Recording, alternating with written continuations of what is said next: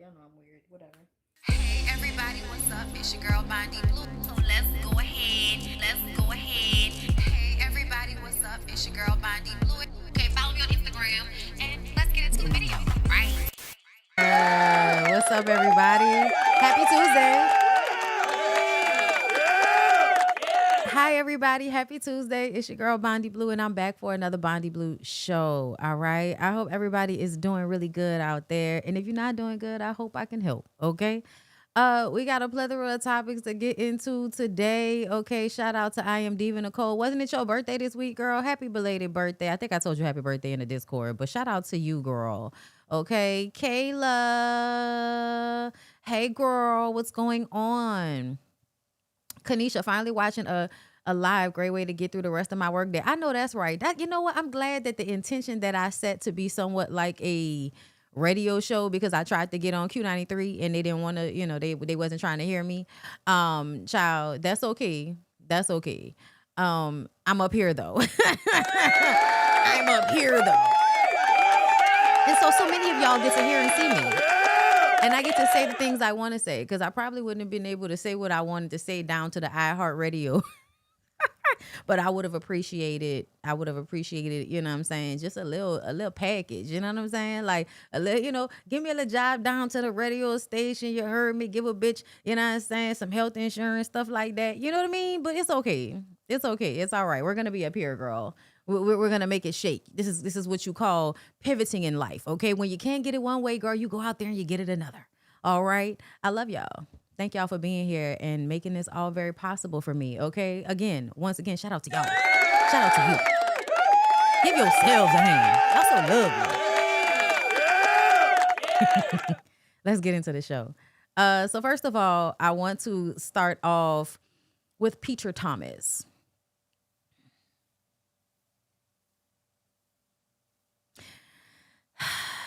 I'm going to just say all the real niggas are dead, and we're going to listen to what he got to say.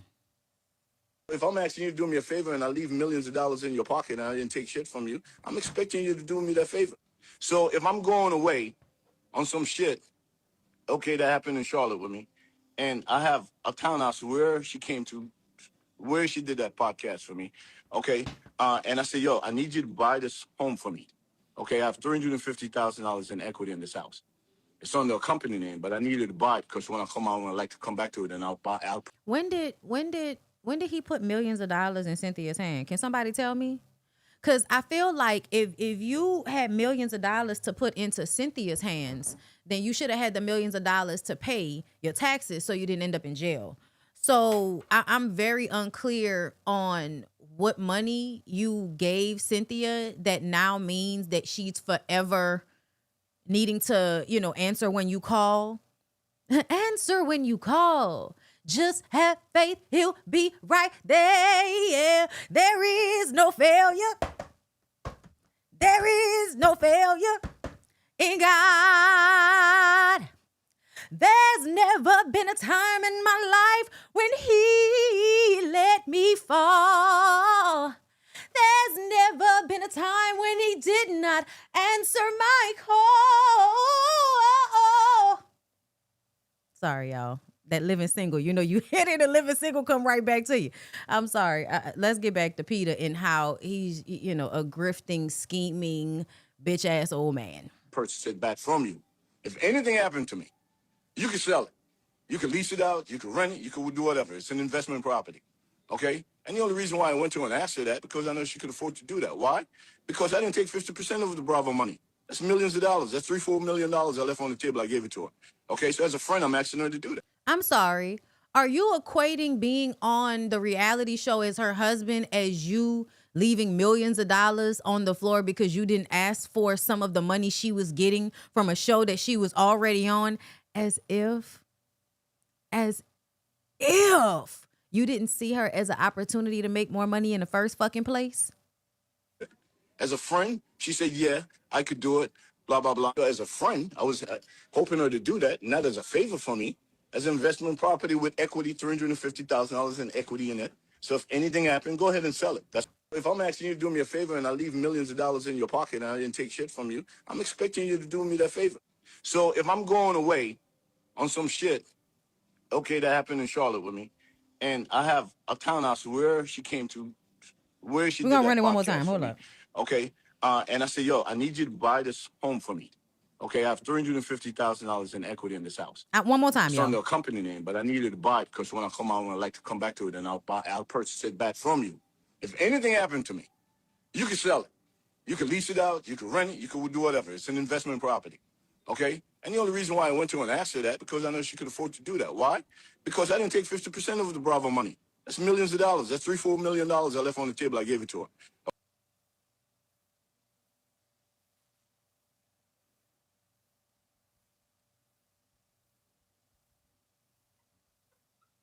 Okay, so as a friend, I'm asking her to do that. As a friend, she said, yeah, I could do it, blah, blah, blah. As a friend, I was hoping her to do that, not as a favor for me, as an investment property with equity, $350,000 in equity in it. So if anything happened, go ahead and sell it. That's if I'm asking you to do me a favor, if anything happened, go ahead and sell it. That's what I tell her, go ahead and sell it. You're going to come up 350. But if I come home and it's still there, give me the opportunity to purchase it back from you. Then ask her to buy me a house. It was already my house. I was already living in it. Okay? So when she renege on that, okay? Because y'all don't know the story. That's why y'all have your fucking opinion about, oh, she ain't gonna buy that house for him. Please know the fucking story before y'all try to crucify us, because we never get to talk our side. Why did I expect her to do that for me? Because Peter, you are always talking. You are always talking, Peter. Peter, you are one of the most like boisterous, loud house husbands that anybody has ever seen. You consistently get on social media, go on podcasts like you're doing right now, and you get to say whatever you want to say. And people listen to you. People were listening to what you had to say when you were behind bars, which is really when nobody should have gave a fuck about what you had to say. But you were still being quoted while you were in jail. You have a voice. You're also a man that has the ability to continuously fail in business by not paying what you're supposed to be paying, and then think that people should continue to invest in you as if you don't have a pattern and a track record of not being able to be trusted with the people's money, especially Cynthia's. I'm going to let you finish before I get into my whiteboard. all the shit that I did for her, okay? And that's what we do for each other if you care for each other. Now, if she moved on and she got a new man and she can't do it, all you gotta do is call me up and tell me. Don't wait for the last minute, okay, to make my shit get fucked up. Just call and tell me. I just asked my banker to follow up on Cynthia because I have to get it done by this time, okay? And then like nothing, and then boom, it happened. Of course I'm gonna be angry about that. Why would I not be angry about that? So if there's a period of my life where, okay, I feel like somebody that I bust my ass for 8 years to make anything happen, go ahead and sell it. That's what I tell you, go ahead and sell it. You're gonna come up 350. But if I come home and in my life where, okay, I feel like somebody that I bust my ass for 8 years to make sure that they're big and strong and do well, and I ask for. Why are you giving yourself credit for Cynthia? Why are you giving yourself credit? There's this narrative that he's building, that he's poured so much into Cynthia. No, sweetheart. The only reason Cynthia did good on Real Housewives of Atlanta is because you are a terrible husband. I know you're equating the drama that y'all had on the show to dollars, but I'm equating it to you being a bad husband and then feeling as if you should get a pat on the back because she was able to capitalize off the fact that you were a bad husband. But the funny part about it is you entered into that relationship with the mindset that you were going to milk Cynthia for everything you can get from her. Clout from the show, money from her bank account, and validation from the fact that she's a model and she's beautiful. You were consistently looking for ways of how you could benefit from your connection with her. You're very transactional. And then you frame it as if you did something for her by building her up. That's not what you did. You were honestly a financially and psychologically abusive partner, and that was able to be monetized off of on Real Housewives of Atlanta. If she were not on Real Housewives of Atlanta, you would have just been another succubus, broke, scammy ass nigga with, I suspect, Jamaican good dick that's coming into the picture to be a homosexual, but you're framing yourself as if you're an entrepreneur and you're a great businessman because you've had a few businesses that did well, but most of them have ended in you bankrupting, not paying bills, not doing well, and you refuse to switch gears, right? You could have done so many other things to ensure that you were getting your money, but you decided to keep doing this same scammy ass shit that you were doing over and over again. To me, it's the entitlement that you think a woman you were married to that you were abusing should be a source that you can consistently come and pull from just because you've determined you did something for her when y'all were married and now y'all are friends. And that's what Cynthia gets because Cynthia is a weak person. And when I say weak, what I mean is you allow for people to play with you like this. That's why he still is getting online and talking all of this shit the way he do, because you kowtow, right? He get online, say whatever, you take the high road and all of that shit. But then when it comes to people who have done nothing to you on that reality show, you have all the mouth, right? You have all the thoughts. You have all of the little slide comments. But when it comes to a man that is straight up bitch assness, okay? Let's talk about why he's a bitch ass nigga, okay? Let's talk about that. Let me back the camera up, girl. Let me back up so we can talk about why Peter Thomas is a bitch ass nigga. First of all, you didn't give her shit. You didn't give her shit. You didn't give her anything. You framing that you didn't take money from her while you took money from her in order to pay for businesses that you failed. So she gave you money and then she had to take you to court to get it back. You didn't give her anything but a storyline on a reality show. And the truth of the matter is that was only beneficial when it was beneficial. Because now she's a friend of making terrible songs and being a follower, and it's weird. And she too old for that. But anyway, bitch assness.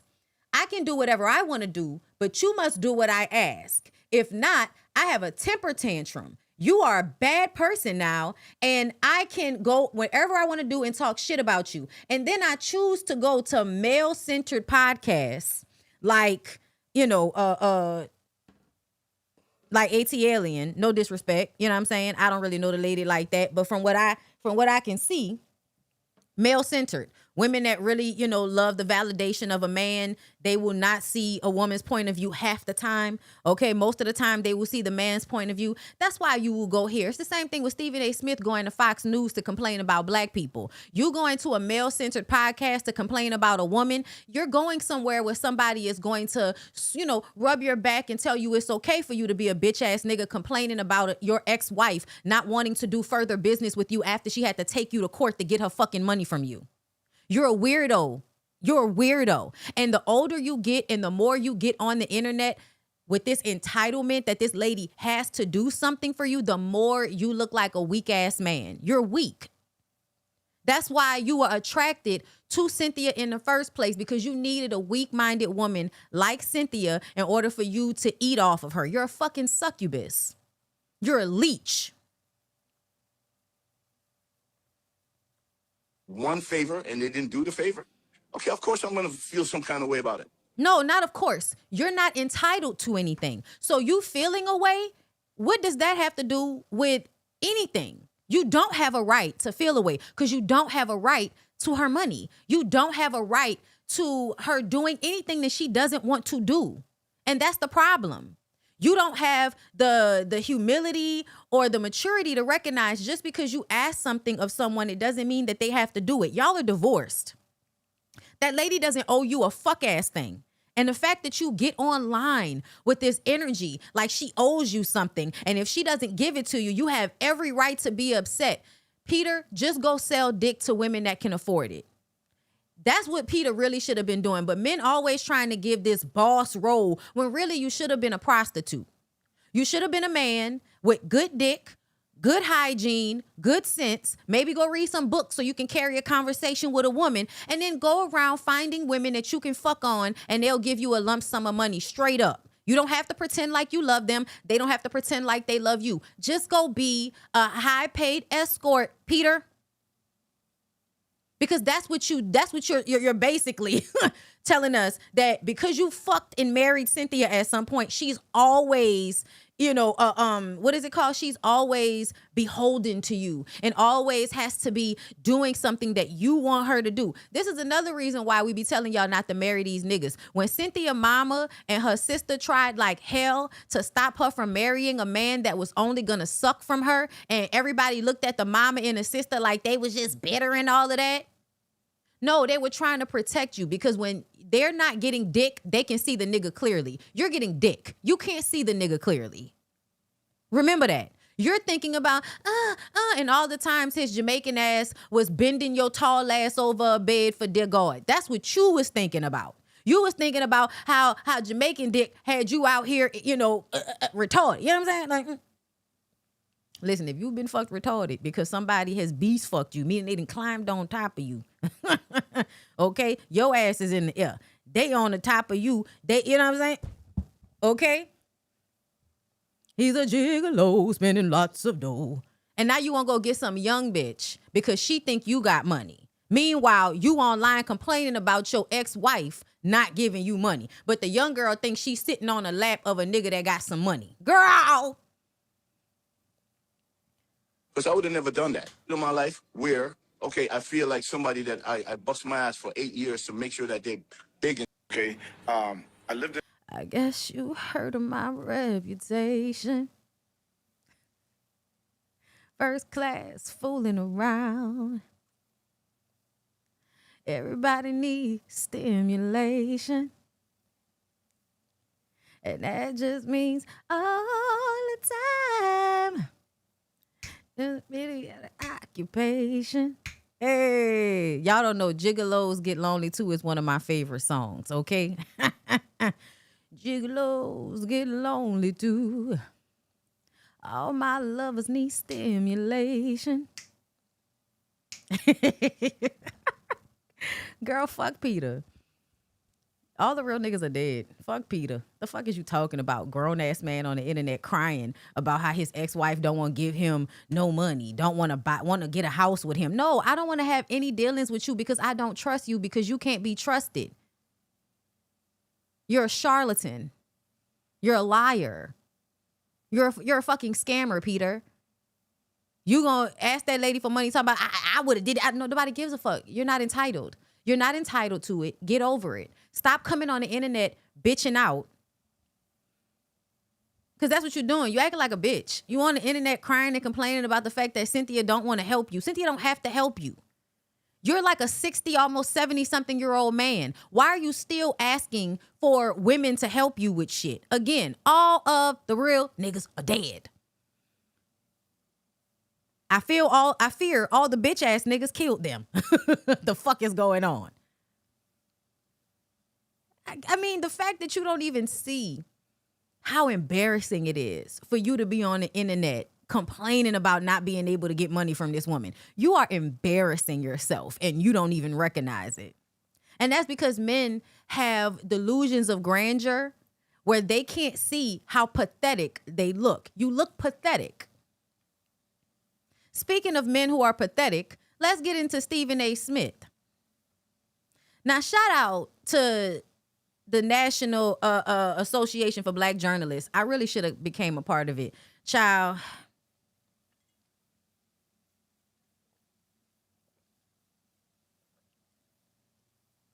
One of the ladies down to the news station told me, like the news station people used to tell me all the time that I needed to, become a part of, and I should have went to the meetings. I should have signed up. I should have did it. I know. But honestly, I was so tired of working in the news business that I didn't want to extend myself to anything else outside of the 11 hours they had me working. You know what I'm saying? You working 3 a.m. to 11 a.m. And I say 11 a.m. with quotation marks because I would often be there till 1 o'clock, right? So you normally working 10-hour shifts, right? Then I was on the 5 a.m. and then they might have me there till 1 or 2 p.m., 3 p.m., depending on what we had to shoot that day. You know what I'm saying? After all of that, I don't care no more. I don't care no more. But I do appreciate them for this because somebody needed to say it. Somebody needed to say it. This man is a coon. This man is a total disrespect to the job that he does. He is a pandering, self-hating coon. And of course, your show does great numbers during a time when our country loves a tap dancing, self-hating black man with a terrible hairline. White people love that. They love to watch you niggas embarrass yourself and have no pride or dignity about yourself because you willing to tap dance and admonish your own demographic for their validation. They love that shit. They love watching y'all tap dance and shuck and jive and all of that. They love that shit. That's why they like you. You doing well with white people who enjoy watching you act like a coon. It's not the pinnacle of respect the way you think it is. It's actually not. It's, again, y'all are embarrassing. You're embarrassing, Steven. You really are. Your daughter should be really embarrassed of you. I don't care how much money you have. I don't care what you have, given her access to. You are embarrassing as a father and as a man. And you should really be ashamed of yourself for what you contribute to the news cycle and how you show up in the grand scheme of things as a proponent for the disenfranchisement of everybody that looks like you.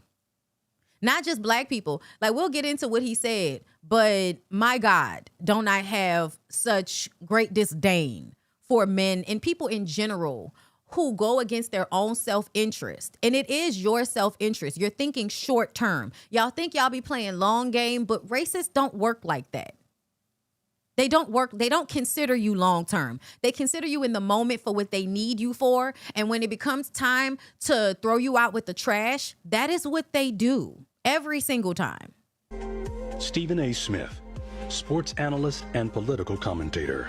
I like how it started off like it was about to be something good. Like, doesn't this voice make you think it's about to be something uplifting? Smith has established a recurring public pattern of disparaging commentary directed at prominent black women across politics, sports, and media. Such commentary reinforces harmful narratives, undermines the fair and respectful representation of black women in public discourse, and stands in direct conflict with NABJ's long-standing commitment to accurate, responsible, and inclusive portrayals of black communities. Okay. Stephen A. Smith.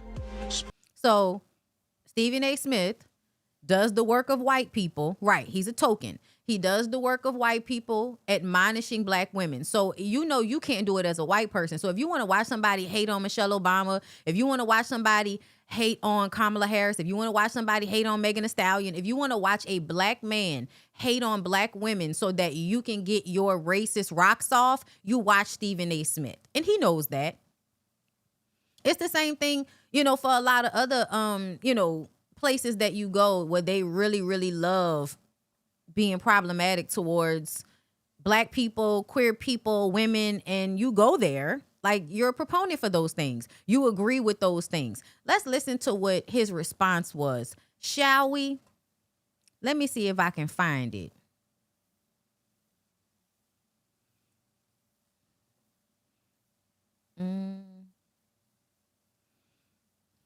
Y'all, I literally cannot stand how TikTok, when I went to save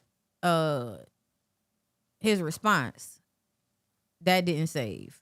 Go to save all the Blueface Krishan shit, it saves. Thought that was interesting. Hold up, y'all. Let me find it.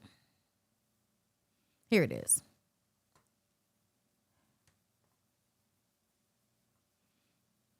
Doesn't this have to do specifically? First of all, let's talk about the fact that you did what Peter did, right?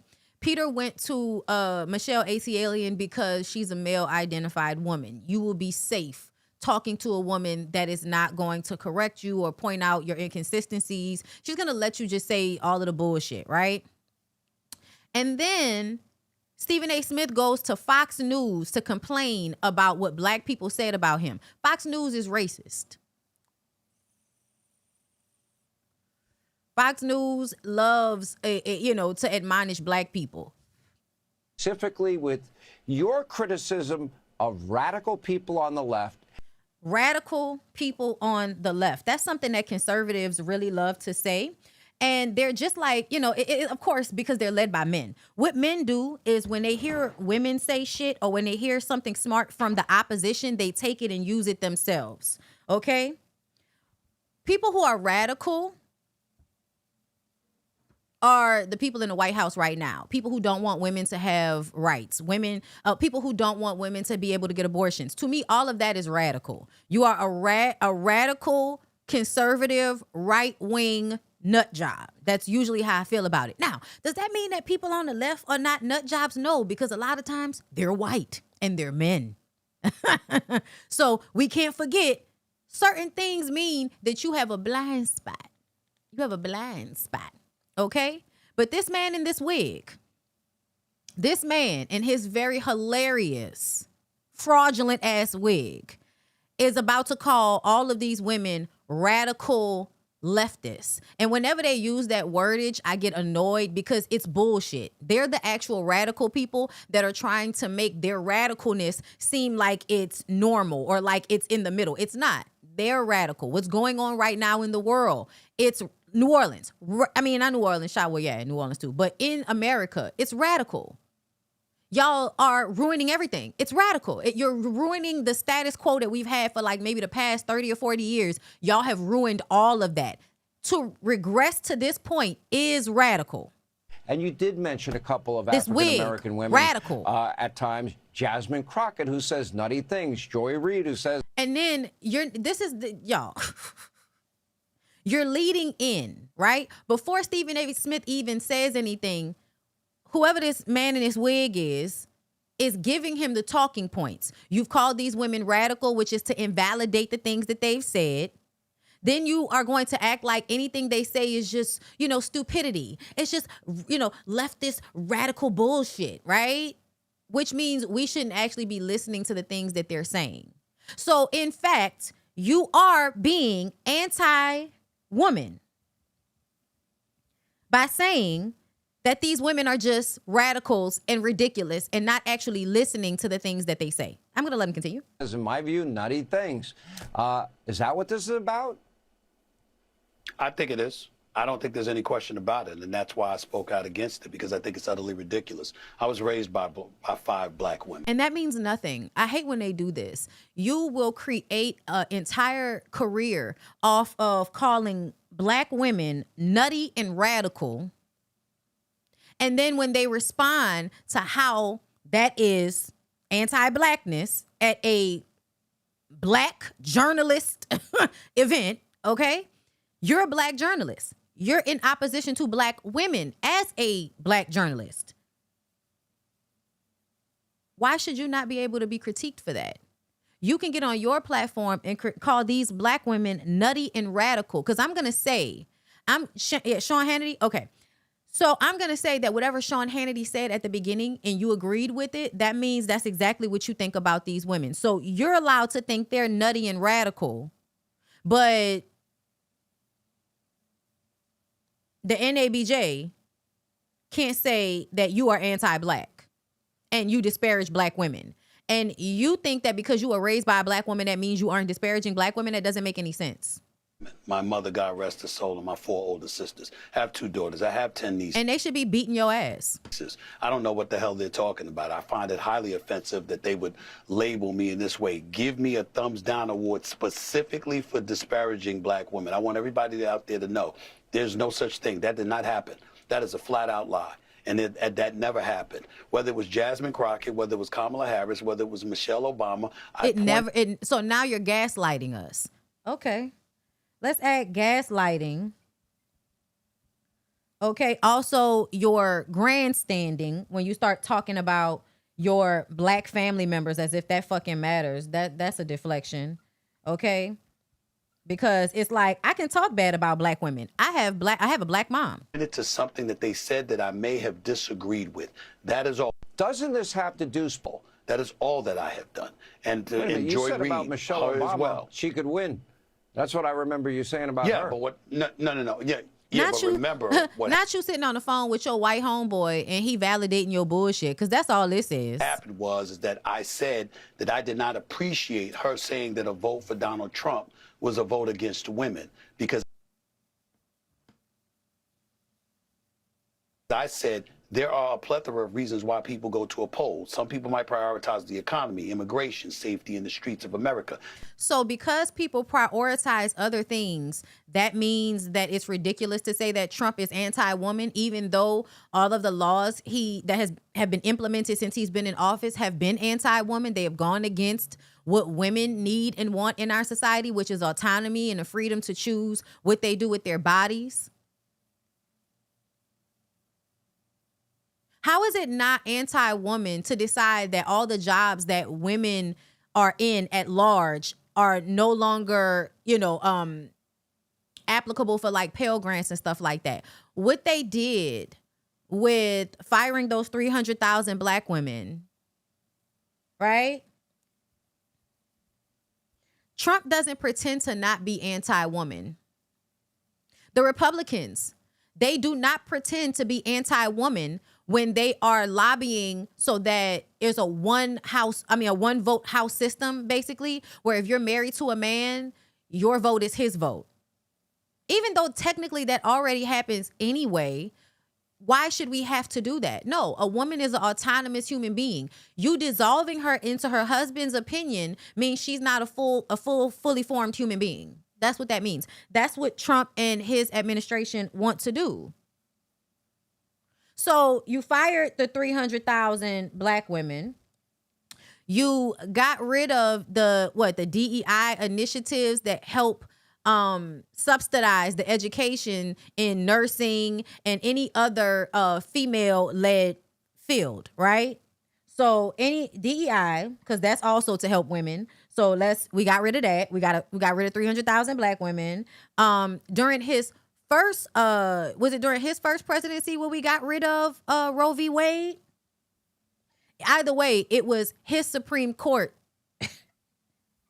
Okay?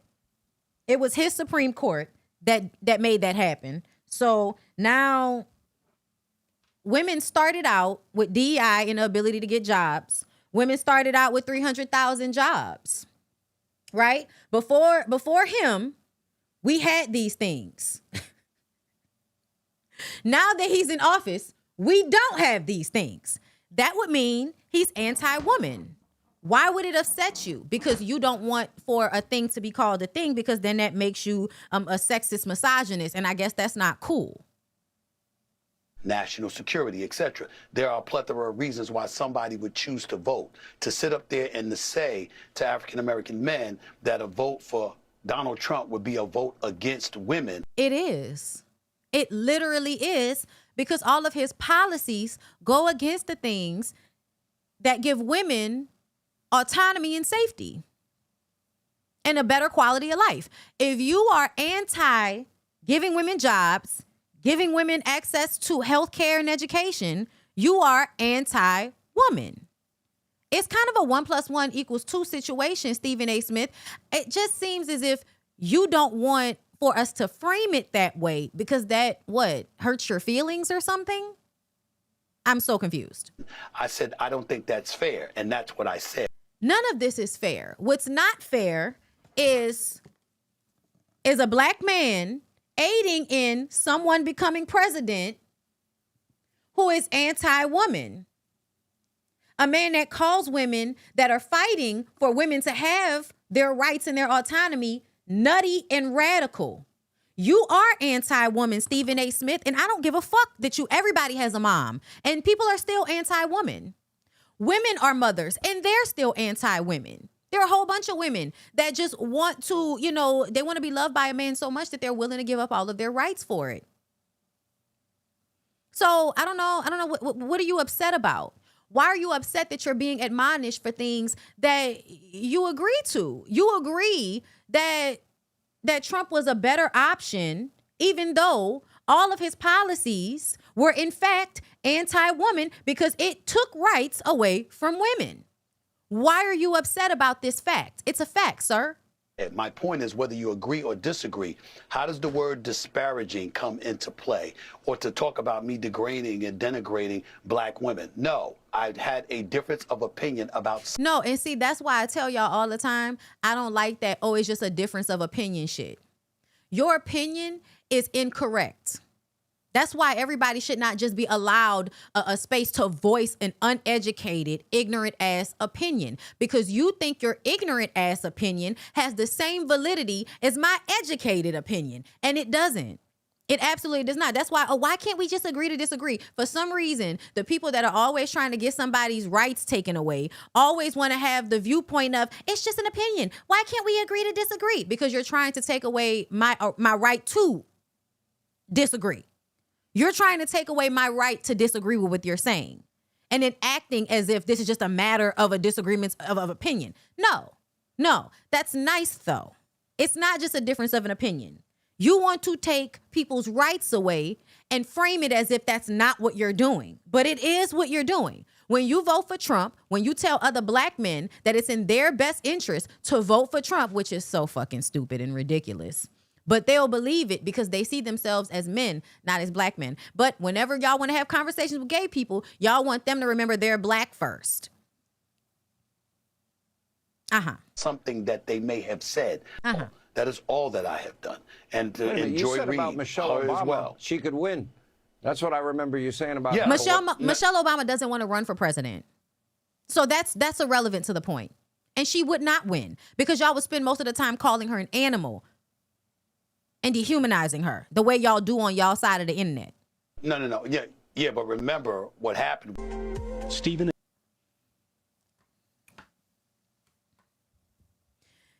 You're upholding, you're perpetuating, and you're ensuring that the people who want to take women's rights away, specifically black women, you're ensuring that they stay in power with your commentary. To act as if that's not what you're doing is just irresponsible and ignorant as fuck. And I won't go along with it, Stephen A. Smith. You are extremely degrading to the black community, especially black women, because it's obvious that you're like a misogynist and you like red pill content. But you know that that's a subculture. That's why you do the thinly veiled shit. The very top of this interview, you agreed with the fact that these women are radical and that they're nutty. That was your language to describe very educated black women. You proved the point. That is disparaging, that you agreed with the fact that those educated black women who are more educated and more in tune with what the fuck is going on than you, more honest about their understanding of what's going on than you go to Fox News where people hate black women so that y'all can have a conversation about how your hatred of black women is not anti-woman or not the hatred of black people, and how it's ridiculous and it's a lie that we call it out.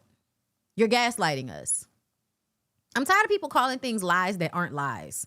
Real Housewives of Atlanta is really annoying to me. Because then you start finding these same themes all over the fucking place. Just for a second, y'all. Just for a second. Stephen A. Smith, Michelle Obama.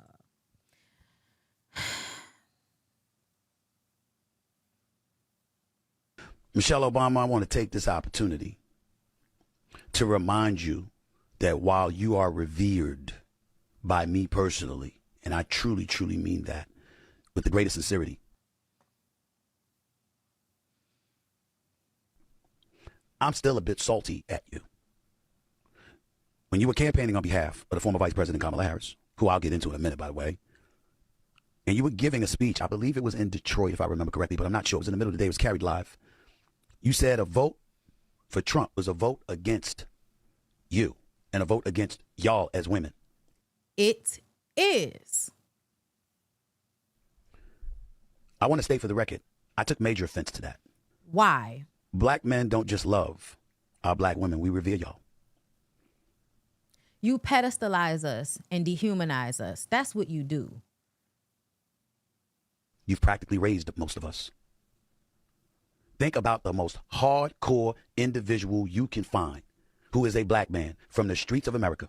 If there is one person who can walk up to him and slap him silly and get away with it, it's his mama or his grandma. I don't understand. I don't understand what that means. What does that have to do with who you vote for? Your feelings. What does that have to do with who you vote for? We are. And to say what you said back then, I think to this day is the only thing that I didn't like that you said. I didn't appreciate it. Because you don't like the truth. So many things that go into deciding where your vote is going to go. For some people, it's all about the economy. For others, it's all about national security. And what you need to understand, what everybody needs to understand,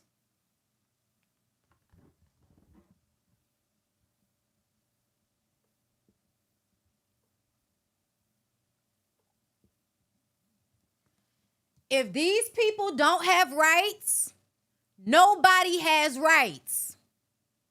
If these people don't get help, nobody actually gets fucking help. If you don't care about women and children,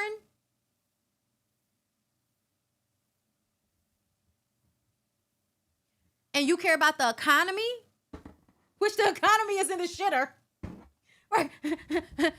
Women and children are an extension of all of that. They're an extension of it. If they're not doing well, then nobody is doing well, sweetheart. The economy is not doing well right now. What the fuck are you talking about? The economy didn't do well the first time Trump was the president.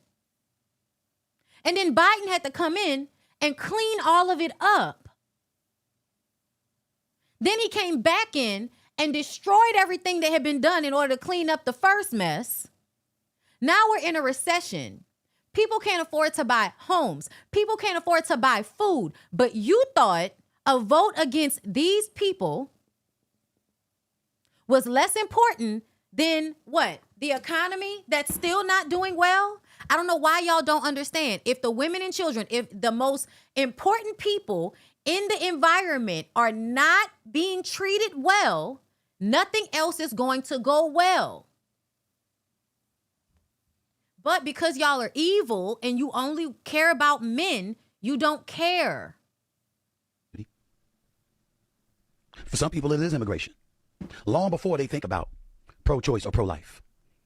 I'm talking about men. Yeah, let's talk about immigration. Because a lot of conservative, racist people love to talk about immigration. That's the reason why they like Trump so much. You're a xenophobe. You're a nationalist, weird-ass xenophobe that has been convinced that the immigrants are the problem. But you like to use immigrants to build your houses for cheap. You love to use immigrants to pick your fruit and vegetables for cheap. So when y'all decided to get rid of the immigrants, you harmed the farming community. You also made it harder for people in America to get access to food. And then the whole psychological aspect of shooting people in the streets and having a bunch of men with records of abuse in SA with unlimited power to go around shooting people in the fucking street.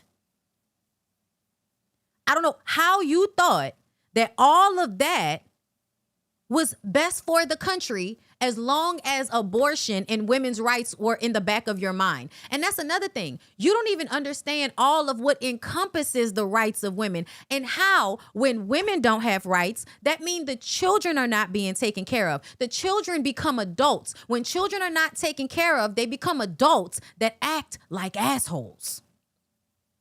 That create the issues that y'all say y'all have a problem with. Y'all complain about immigration because what? Oh, because the immigrants are bad people. We live here with y'all. Y'all are usually the bad people. Should we be kicking out all of the people that commit the highest forms of rape and murder? Because that's white men. Should we be kicking y'all out the country?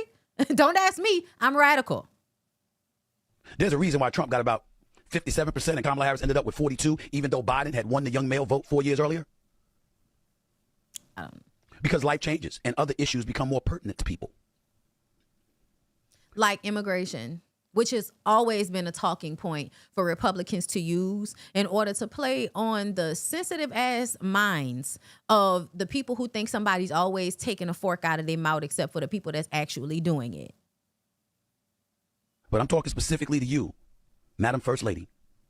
You are not just beloved, you are revered. You are sensational in so many ways. I've been on the record on this show and many others stating, had you run for president, you would have beat Trump. I still believe that. You're an ass-kissing Uncle Tom. And just because you said this with a soft voice does not mean you didn't create the environment for people to attack Michelle Obama for stating the fucking truth. Y'all are conservative white propaganda, Stephen A. Smith. That's what you perpetuate. Everything that you just said, giving credence to xenophobia, giving credence to putting money over everything, over everything, money over everything. I don't have to go further into this. You've already upset me. Y'all want to talk about motherfuckers hold up. Y'all want to talk about motherfuckers that want to put money above everything? Let's take it down to the schools. Let's take it down to the schools. Young Thug. Y'all wanted Young Thug to talk to some kids. I don't know who's in charge of the school, but this is when I determine that everybody's ignorant as fuck. I'm sorry. This is ignorant. This is ignorant as fuck. That y'all think Young Thug is somebody that should talk to children. This is what he said to those children. Whatever your career is, if you famous, you're almost as important as the richest person in the world.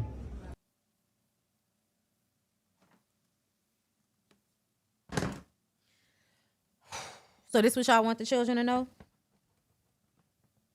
This is what y'all want them to know. Fame equals importance. Because like we humans, so fame is like more so like the money for us. Fame is money. So fame is really the most important.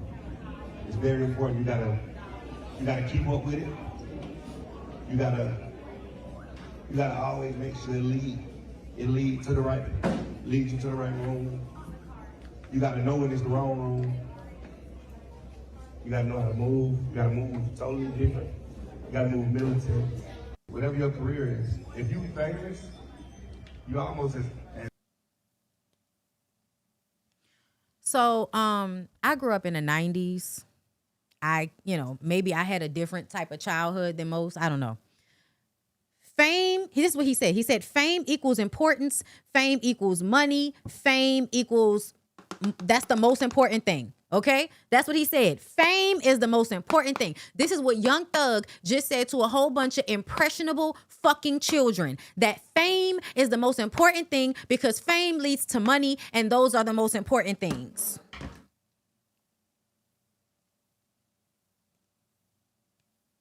So how they're going to metabolize fame? What do you think they mean when they think of fame? When these kids think about fame, do you know what they think of? They think of baddies. They think of Zeus Network. They think of Pop the Balloon. They think of social media and becoming famous for bad shit. So when you tell a whole bunch of children that fame is the most important thing, that tells them that whatever I have to do for fame, and we know that fame don't equal money. We know that. But he lying to them children. So that's not even a point. The point is his whole thing about fame being the most important thing means, you know what you just taught those children?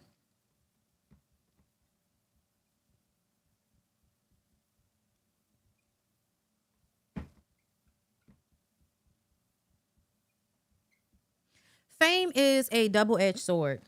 Fame has a lot of downsides. First of all, if you don't have the mental capacity, and most people don't have the mental capacity, that's why most famous people get on drugs and have all types of emotional and fucked up issues just like everybody else in life, because nobody is supposed to really be dealing with that amount of pressure from that amount of people. But this is what our society has done to people by catapulting them into fame. But it causes this dichotomy to where when you are put on a pedestal as a famous person, you are also dehumanized. So anytime you do something outside of the scope of what people think that you are supposed to be doing, they will admonish you. They will drag you down off that pedestal, and they will basically stone your ass publicly. It's a box. Most people that actually become famous tell you how it's a box. They're not free to be themselves. They're not free to express emotions. They're not free to be who they want to be, because people are always waiting to use anything against them, because being famous sometimes elicits a lot of envy and jealousy. So a lot of the people around you are not going to actually care about your well-being. For one, because they're going to want to use you for your fame, so you can't trust them. And then number two, they may want to harm you out of envy, because usually the people that's closest to you can see what your life is really like, and they will feel the most anger and bitterness towards you because you made it and they did not. Fame is not that great of a fucking thing if you ask famous people. But what his whole lesson taught those children is do anything for fame. Fuck for fame. Give up your body for fame. Kill people for fame. Be girl, be a criminal for fame. Do anything for fame. That's what y'all allowed for that man to get up there and tell those impressionable young children, is to do anything for fame. And then what that also teaches them is that if they can't get fame, they are nothing. If they can't get fame, they are nothing. I don't know what school this is, but the person that hired him to come and talk to those children needs to be fired. Who is the administration at this school? Because the administration at that school needs to be fired. You just taught a whole bunch of young, impressionable children that need to be worrying about their education and learning how to fucking speak so they don't sound like you on a microphone in 15 years. Be a terrible person for fame, and fame will equal money. What after that? What about after that?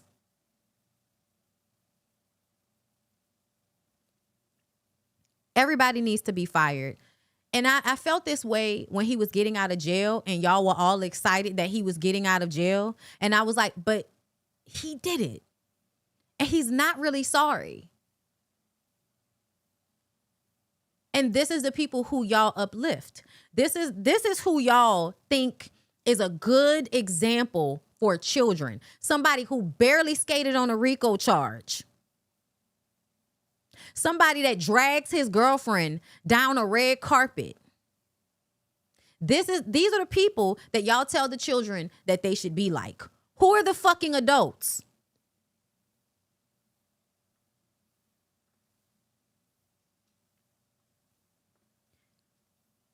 Y'all want to see some other shit about some kids fucking up? I love this story because I felt like it was so interesting to see what these kids looked like. Because y'all still stereotype black people. Y'all still stereotype us as the drug dealers. But when y'all get rid of the Mexicans being able to do it, the white kids gonna do it. That's cool with me.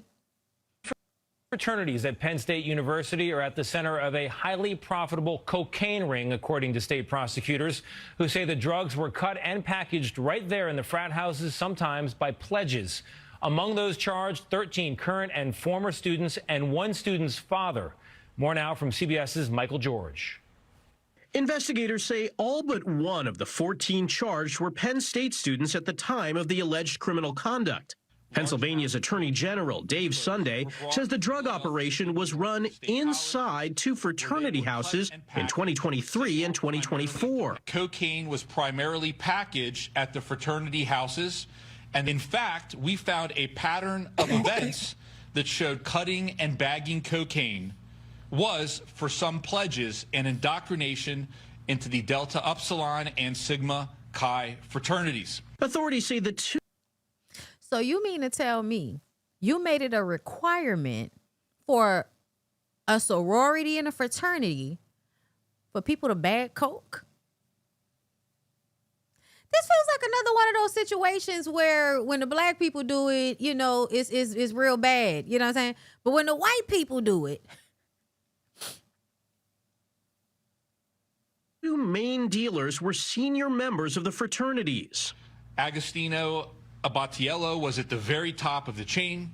Thomas Robinson was a rung below that on the ladder. According to the criminal complaint, the drugs were sold at parties. Y'all turned a fraternity house into the Carter. Girl! And other college social events. One defendant is accused of buying more than 5 pounds of cocaine in a 9-month period. 6 defendants are facing felony charges. And I bet you they gonna get off. I bet you slap on a wrist. 8 others are charged with misdemeanors. Penn State says it's placing Delta Upsilon on interim suspension pending an investigation. No, I was thinking about Tariq. That girl was like, is Tariq down there at the people's school? But oh no. What's the white boy name? Was it Brandon? Child, what's the white boy name? It says Sigma Chi isn't recognized by the university. The packaging happened at off-campus fraternity houses. Because everybody likes drugs. And the harder times get, the more people want them drugs. Yeah. Yeah. And there was one non-student charged. Paul Robinson, the father of one of the suspects. Authorities say he concealed evidence, including a safe containing drugs and cash. Tony? Yeah, because they're going to protect their kids from accountability. Because obviously, in order for your children to become adults on a college campus, bagging and selling dope, I guess the neighbors think I'm selling dope. And this is why we be talking about like stereotypes, that base things off of how people look are ridiculous. Right? Because y'all would think this was going down at the HBCU if you saw the kids outside with do-rags and bonnets. You would think they was cooking coke inside. But oh no, it's the white guys over here with the clean cuts.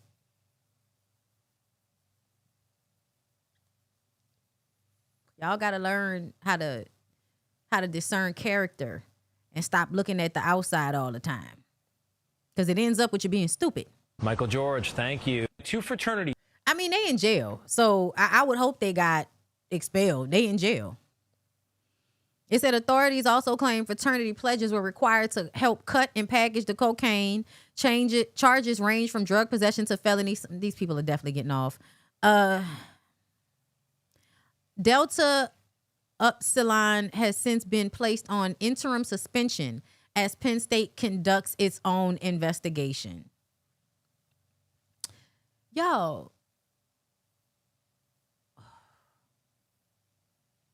Penn State. Yo, was Sandusky at Penn State, y'all? Y'all remember that man that was molesting all of them kids and shit? Was that Penn State? Sometimes I just be remembering people's names.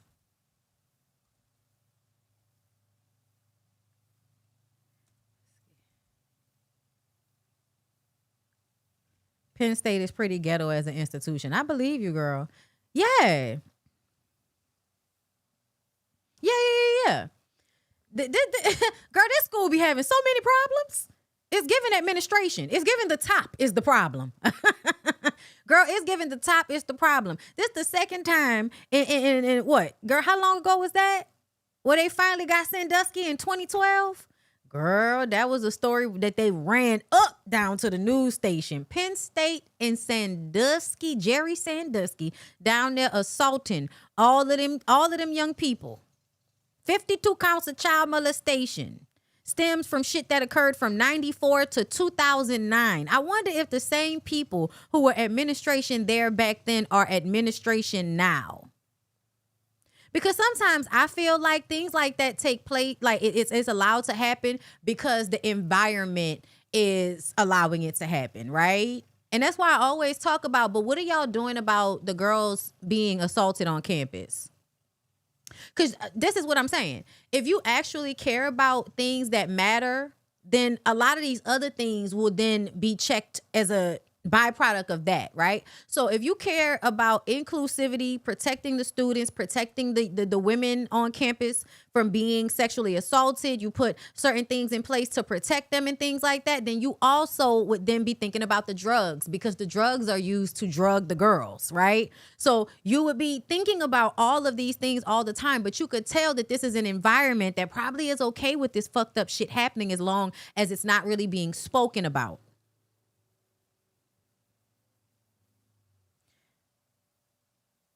Penn State is also the school Peggy Sandy wrote a whole book about the fraternity gang. Yeah, Pennsylvania as a whole is not a liberal state. Majority is MAGA, which that would make sense as to why all of these degenerate things would be taking place, because at large, conservatives are degenerates. I don't know if y'all be paying attention, but most of them are degenerates in one way or another. And I feel like, you know, conservatives are regressive. So the fact that they would be a degenerate, that makes sense. What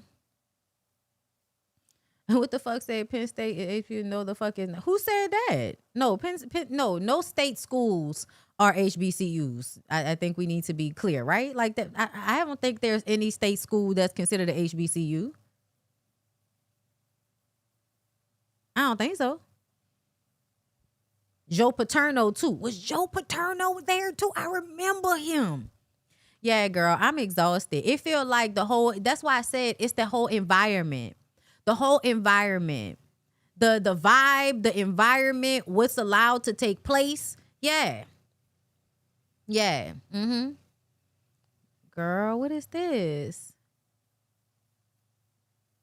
Girl, hold up. Let me put this up on the screen right quick so y'all can see this. Y'all, I just, you know, this is on the Wikipedia page. Steve Trichetta, assistant principal, coach, so the high school. Gerald Sandusky, alleged child sex offender, right here. Jay, executive director, knowledge. Yeah, you see, like, this is them naming people in power that allowed for this shit to happen at Penn State. And in these situations, they will usually have one fall guy that ends up protecting the other people that were a part of it so they don't get fired or whatever. But they listed, you know what I'm saying? Like the way it starts at the top with the people that are allowing it to happen, right? President, senior VP, athletic director, head football coach, graduate assistant football coach, witness, victim to, like knowledge, victim to, not like they know what's going on. And then law enforcement had knowledge. Yeah. So this is just showing you how all of these higher entities knew what the fuck was going on.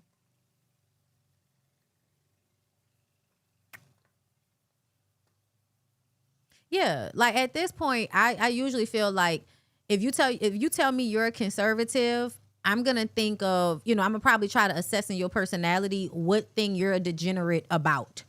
Because if you're a conservative, you're usually a degenerate about something. So yeah, y'all, fuck those people. That's very interesting. Let's move on. I just thought that was a very interesting story. Environments matter, you guys. All right, so we got to go back. Okay, so I'm about to be petty. Y'all ready for me to be petty?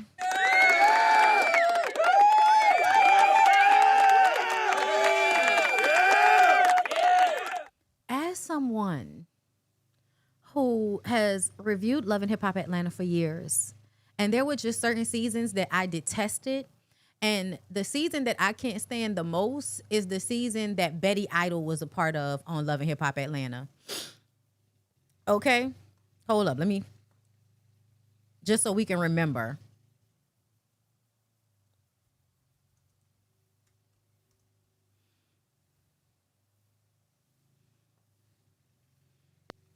Mommy would win me over, but she's just a fake little twit that has no type of home training. She pulled out my hair. I'm tired of these bitches trying to play with me. I don't play them type of games. Oh my God, she pulled out my hair. See, I really like you, but that was out of line. I like you too. I'm sorry.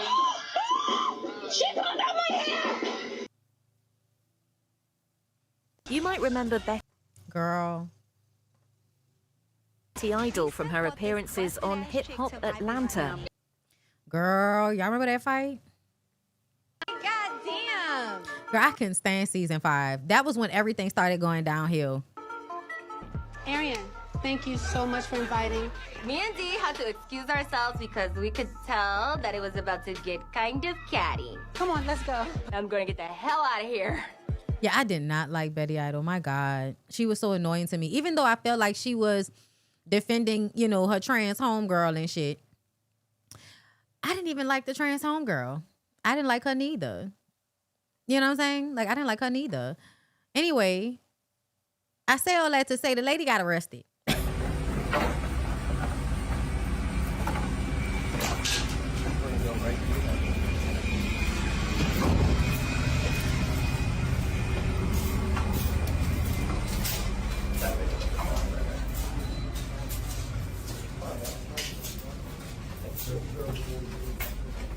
Okay, so Fayetteville is one. Okay, thank you for that. Thank you for that. I can't think of a lot, but I was like, I wasn't sure. I'm like, I'm sure there are some, but I just couldn't think of any. So thank you for that.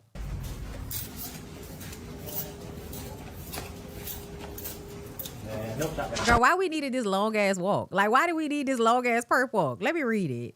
Girl, let me read it. Oh my God. Neighbors, let me turn off the sound. Neighbors, this is crazy. Betty Idle from Love and Hip Hop Atlanta was arrested on August 13th after a long investigation into a real estate scam and money laundering operation. The authorities say Idle, Salome Jackson, 40, sent $178,786.65 through a network involving stolen identities and a fake shell company. Oh, she was doing some high price shit. Some real good bundles too, sis. You did show up for your arrest with some real good hair in. The face is good too. I'm gonna give it to you, bitch. You still look good. But yeah, it's giving fraudulent. I did think you were fraudulent when you were on the show. Oh my God, my hair. Like, it was a lot of like, I'm pro-trans girl, but I'm also anti-black. And I don't like that. Okay. Y'all be like, I'ma be pro-trans, but anti-black. And it's like, yeah, no, you can't. You can't. No, stop. Okay, that's too much. That's what she was doing. Because that whole you pull my hair out is, oh, your hair is not real. Girl, I know you're not talking to Tammy. Tammy Rivera? Yeah, no, Tammy Rivera's hair is real. Okay, Tammy Rivera come from Latina people. Okay, like y'all like. Okay, you know what I'm saying? Like y'all pedestalize. Don't do that. Okay, and another thing, I ain't gotta have Latina people in my family for me. Girl, bitch, I'm black, and I cut my hair. I have to cut my hair every 2 weeks in order for it to stay short. Bitch, we grow hair. Our hair be real. What are y'all talking about? I'm sorry, y'all. I had to go back to her doing that. But her, you know what I'm saying? Because that's what my hair. Now you got the bundles in, bitch. I'm sorry. Like, she just annoyed me that season. And I feel like there was no real retribution that felt good, because it really just turned into people being like transphobic. And I can't never get jiggy. Even back then, I felt like I just don't like people being like unnecessarily like rude to people, like just because of things like that. And to me, it was always, child, I'm bisexual. I can't be being a pots or no phobias like that. I don't like that. But yeah, detectives traced a suspicious bank account, obtaining a seizure warrant before issuing a subpoena linked to an October 6, 2025 deposit. This inquiry revealed that Jackson had been seen depositing a check in an ATM, where investigators identified her by her distinctive tattoos, including a red heart below her eye. Jackson now faces multiple charges, including fraud involving over $100,000, grand theft, organized fraud under $50,000, and the use of another's identification without consent involving $50,000 or more. Bam is in the comments. Bam said, I hate everything. I hate that everything is allowed to be posted publicly for literally no reason at all. Like, what's the point of showing us this? Tammy's in the comments. Tammy said, wow, I'm praying everything works out in her favor. She's too young and beautiful to be in handcuffs. We all make mistakes, and I pray God gives her grace, mercy, and forgiveness through hers. Oh, y'all,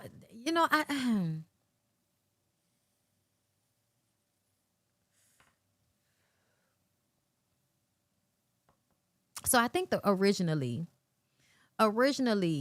the idea behind publicly showcasing, and also I would like to know who is recording this, who recorded this, who put this on, you know what I'm saying, put this somewhere for us to see. Who did it? I would really like to know. But I also feel like, I don't know why y'all hate that everything is posted publicly. Like, arrests are public. I don't get it, Bam. I don't. Like, as people, to me, it feels like the only reason you feel like this is because as a celebrity, it's embarrassing for you when certain things come out and then everybody talks about it. And I get it. Like when you got arrested for that fight that Erica Mena had, right? But it seems as if you would rather be upset that we know what's going on than y'all are upset at the people for doing what they did to get into the situation in the first place. As somebody that thinks this whole country is built off of fraud, I don't automatically, like, oh, you should be put under the jail. No, I think you should get a slap on the wrist for white collar crimes just like white people do. But ultimately, the idea that this should be hidden from the public, that's where I have an issue. Because when you do things that are against the law, that is usually something that is a hindrance to the public. You don't want the public to know about it, is what you're telling us, even though it's public record.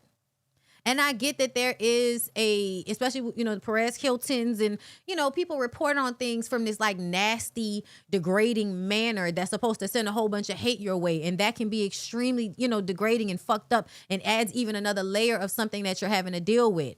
But when you have done years of fraud and you get caught, first of all, everybody knew you was doing fraud who was around you. Second of all, once you get arrested, everybody know you got arrested, you in jail, girl. What are we talking about? I just don't understand. I also don't understand, like, the way y'all, like Tammy, we all make mistakes. Girl, that lady been scamming since she was on the show. I don't know why it just kind of feels like y'all want people to be able to get away with crimes. Y'all want people to be able to get away with bad things. And I'm confused. Like, maybe she shouldn't have been doing what the fuck she was doing. And that's not to say I don't have any empathy, right? That's not the girl. If you didn't get caught, I wouldn't have nothing to say. But you got caught. And usually when people get caught, it means y'all been doing that shit for so long, you done got comfortable and thought that you was going to be able to keep eating in this way. I also don't like people like her, because they tend to like use their scamming means as a way to degrade other people that are not out here scamming and doing illegal shit. Yeah, the language that they're using to describe this makes me feel like y'all have done this shit and y'all just don't want to ever be caught out here embarrassed behind it like this, so y'all feel sorry for her.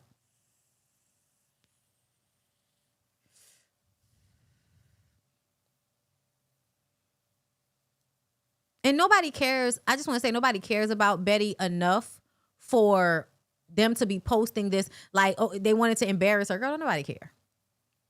Don't nobody care.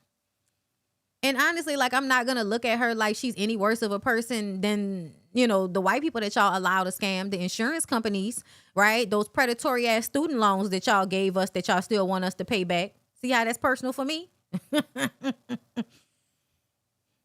I view scamming like all y'all scamming, not like, oh, when black people scam, it's okay, but when white people scam, I'm buku upset. No, I feel like all of the scamming is fucked up. Now that I do want equity, so I'm not gonna be, I'm not gonna go in on you and all of that for this. Like, you ain't, murder nobody, but you could have really hurt somebody. They got people that scam and using bad checks, using other people's names, and you destroy their credit. You make life harder for them. They somewhere not able to pay their bills because how you done fucked over their credit because you wanted to scam. I don't understand why y'all are always trying to like soften the blow of when grown adult people in their fucking 40s have been living a fraudulent lifestyle for years and they finally get caught up and y'all acting like it was just a mistake. A mistake is something that you do one time. A mistake is not a life you choose to live. But I find that interesting, the things that people come into the comments to defend. Let's move on. Yeah, they said the same for scrapping and DCs. They just made a mistake. Ooh.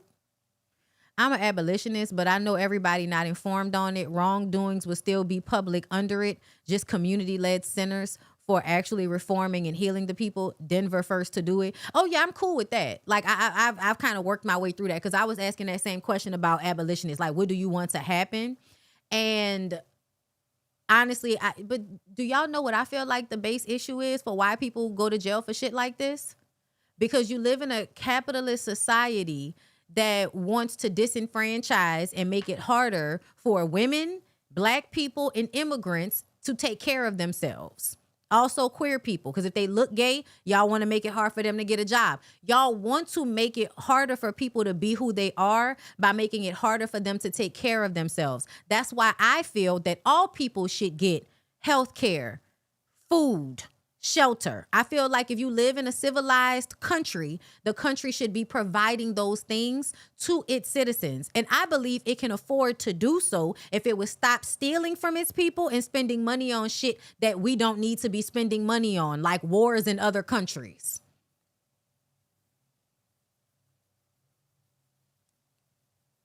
So to me, all of the scamming, and that's why it's so upsetting, right? That's why it's so upsetting, because the people who scam, they don't care about what's going on politically. Because when I think of the people that are scammers, like let's just use, for instance, the Betty Idols of the world, the Saucy Santanas of the world, the Young Miamis of the world. Those people do not realize how the reason why you've had to scratch and survive good times because of presidents like Trump, administrations like the Republican Party, right? The conservatives deciding that you're not deserving of help because they view it as a handout. But when they get a handout from subsidies and all types of government incentives, then it's okay. But when your Black immigrant woman broke ass needs help, especially after disenfranchisement because of your identity, you don't deserve help. But because they're white, they're men, they're Christian, whatever, they deserve the help. So it's different when they get it, but it's bad when you get it. Do you see how that's crazy?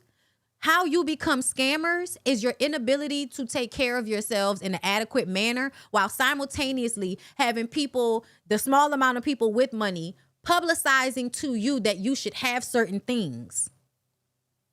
They're just trying to make you buy shit and make you feel bad about the situations that they put you in as a government that is actively working against its own people to enrich themselves. So I understand how scamming goes back to the very conservatives that y'all think are cool because they have money. They're the reason why you're a scammer. Because they've priced you out of everything and you think it's only happening to you or something. So, you know, because a lot of people do this. Like they don't think that them being priced out is happening to everybody because of the system. Instead, y'all would think that the conservatives and Trump and all of them are cool because they believe some stupid shit, some ideology that you believe, not understanding the reason why you're suffering, the reason why you become a scammer, the reason why you're stealing in order to be able to live a comfortable life is because your government and corporations are making it hard for you to do so. That's why you should care about those things.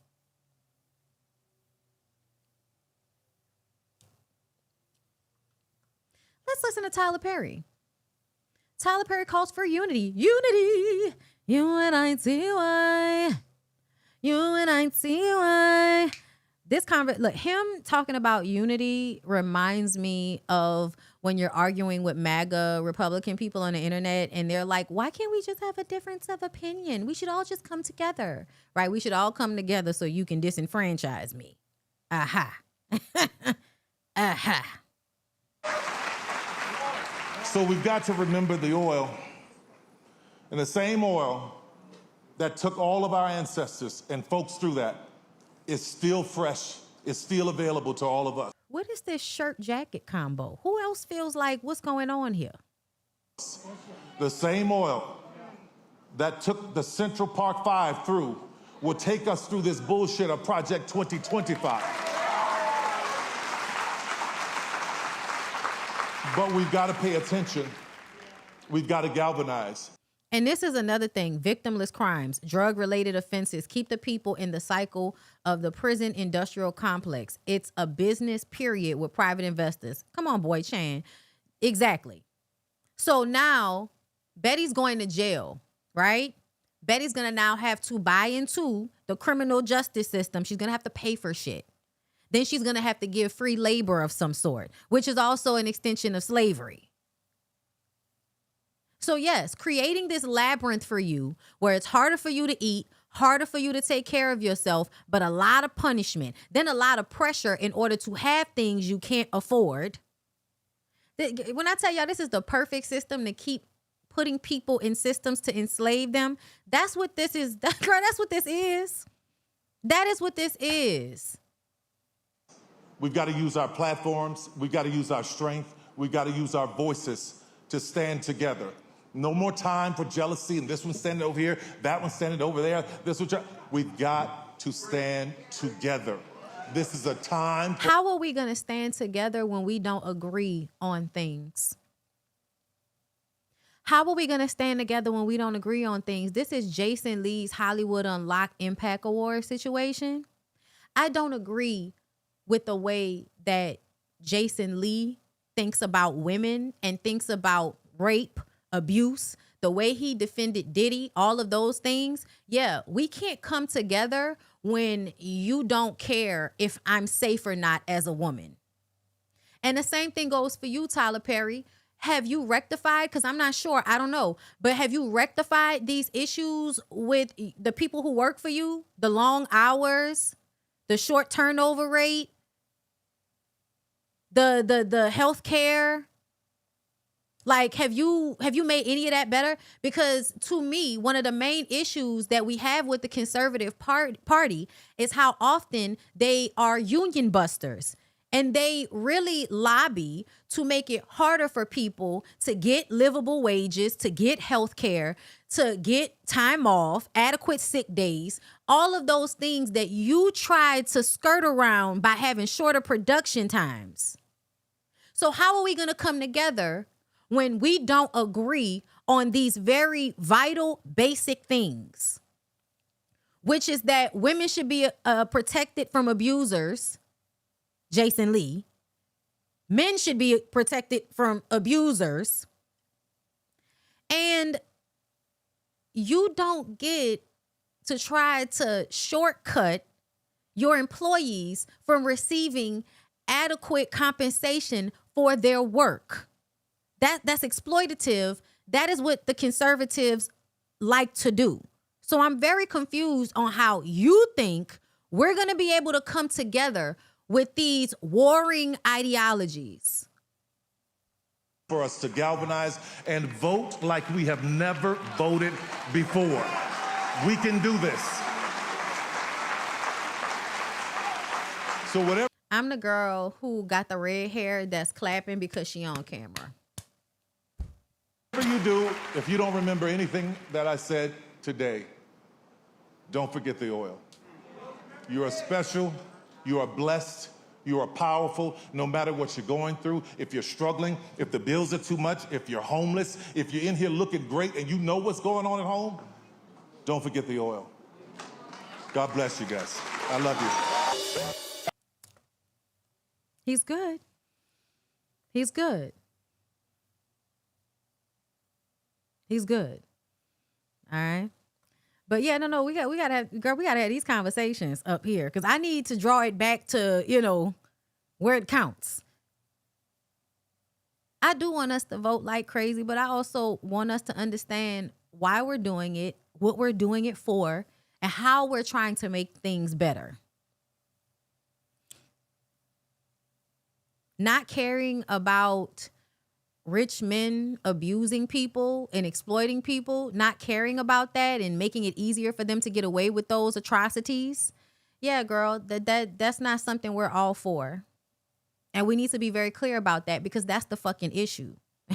The main issue we're having is rich people trying to exploit the people under them without consequence.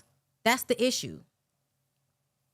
And Jason already is in politics. And wherever he lives, he's like a city council member. And he's already been under investigation for using his seat in city council to affect what type of shows and funding goes to a Wildin' Out event and all of that type of shit. Taking money from the people for some entertainment shit. People act like my mind don't make sense because I assess a person like, okay, so you do your coverage on the Diddy trial, and a lot of it is, to me, anti-woman. A lot of it is you knew what you was getting into. Just a lot of regressive language that shows you don't understand abuse. As if it's hard to understand. We watched all these Lifetime movies growing up and y'all hoes still don't understand how abuse works. So you take a certain, I don't give a fuck, they kind of deserve it because they wanted it type of thing, right?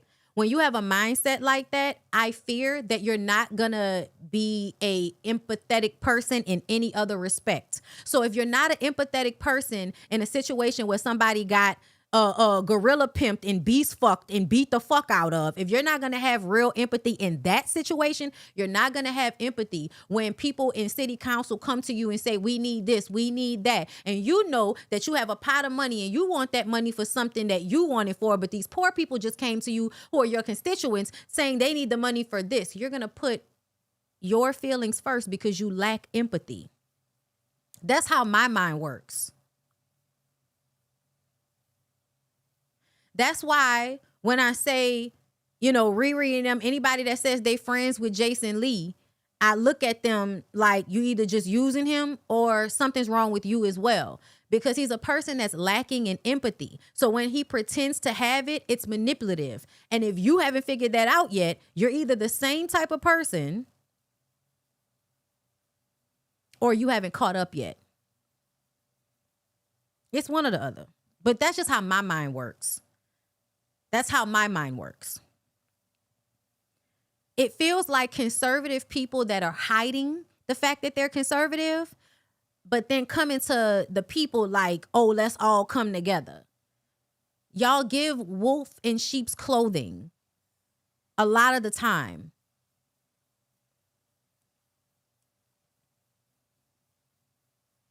No, seriously. We need to get to a point where if you do too much shit, I feel like you should have a 3 strikes, you're out type of situation. We should be able to fully recall and replace people that are in city council, that are in state and in nationwide government. Y'all should be able to be recalled and stripped of your job. You are a servant of the government. You are a servant of the people based on what they said in that damn constitution about how this government is supposed to be of and for the people. We the people, we don't like it. That's why y'all got to stop letting the phobias affect y'all. You have to stop, thinking that, that's why I can't stand anytime them ignorant niggas post something and there's so many black people in the comments, oh, I agree with him about this. Yeah, that's how we got here. Because y'all will agree about shit that really doesn't matter, like trans people, gay people. Y'all will agree about that shit. Meanwhile, these niggas been fucking other men and children and everything else. But you gonna act like you ain't hear that part. Y'all work on my nerves. Let's move on. Friday, we're gonna have a deeper conversation about Hayden Panettiere, okay? Because it's not Panettiere French, it's Italian. Panettiere. You got to pronounce the E on the end for it to be Italian, okay? I've been reading her book. I actually just started it last night, and I meant to put it on my list because I think I might have played some of the interviews that she was doing because she had come out and talked about the drug abuse and her toxic relationships. She had to give over her daughter, her custody of her daughter to her ex. Just all of the things, right? I really loved Hayden. And this is one of them ones that hurts. And I think the reason why is because as black people, we often would feel like, white people are over there. They don't care about us. They don't care about what's going on with us. You put a little white girl in a movie that shows that she is not like that, and we're going to love her. That's what happened. Y'all put Hayden Panettiere in movies that were pro-black, anti-racism. So when you put white people in those movies, it creates this thing for black people where we see those people as representations of the roles that they play. Okay? And I think that's the reason why we ended up loving her so much, is because of the roles that she played that aligned with a little blonde white girl, standing up for people. And that kind of, you know what I'm saying? Like, that just kind of rolled into how we saw her as a person.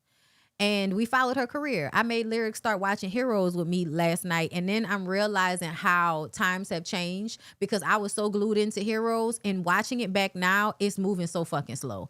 I'm like, oh my God, like pick it up. Pick it up. But our attention span is shorter now because of social media. It wasn't like that in 2006 when this came out. So the show Heroes ran from 2006 to 2010, which is the time I was in college. Girl, I love me some Hayden. Also, yeah, Bring It On. She did the what was that? The second Bring It On with Solange Knowles. That was another one. Okay. I loved her when I used to review Nashville. So I loved her on Nashville. And then I told y'all she is a part of the Scream family, and I love Scream. So yeah, that's my girl, and I'm really sad. And I think that she is representation of what happens to children in Hollywood, and just an example of how children and young women are given over as sacrifice. Remember, I told y'all that the whole thing about, women is that they should be sacrificing themselves. And they are sacrificing themselves, whether it's in relationships or even when they feel like they're going for their dreams. They are still being used as a sacrifice to, the demigod that everybody serves. Okay? So let's go here. So this was when she came out and talked about what happened with Neutrogena. This was recent, like not that long ago. And I feel like we did not know. We didn't know that they had done this. Yes, come on, Detective Kirby. We didn't know that this is what they was doing, girl. And now I feel like, girl, I don't even fuck with Neutrogena like that as it is, right? I have elevated from that. I'm over there at CeraVe. Okay, so I don't fuck with Neutrogena anyway, and it never really worked for me either, even when I was young. So yeah, but to me, they should go out of business at some point because of this. Like, this should be one of those businesses that gets bought by somebody else and gets renamed something else. Because the fact that this is what they did to me as a corporation, it lends to the idea that all of these things are connected, right? And to be anti-woman is the point. I keep telling y'all that because I recognize that based on how our whole world moves, it is anti-woman. And that's the only way it can be patriarchal, is to be anti-woman. They don't think that it's anti-woman because they're brainwashed, but it is anti-woman. And a part of being anti-woman is telling women that they cannot express the truths of their experience without being punished for it, which tells women you must stay quiet. You must keep it in. And that within itself is a slow death. I was a teenager and I had all the paparazzi around me catching all of these gory moments. Like, oh, she's looking chunky in a bathing suit. Oh, she has a fat vagina. This was the last thing that I thought they would ever fire me over. I had no intention of or plan to talk about postpartum depression. It just came up and I was just being honest. So when I got that call that Neutrogena wanted to fire me over that. Neighbors, Neutrogena is facing backlash following a resurfaced clip claiming they cut ties with Hayden Panettiere after she spoke out about postpartum depression. And my representative at the time said, that's illegal. You can't do that. And even though, she saved the day that year, I knew that that was going to be it.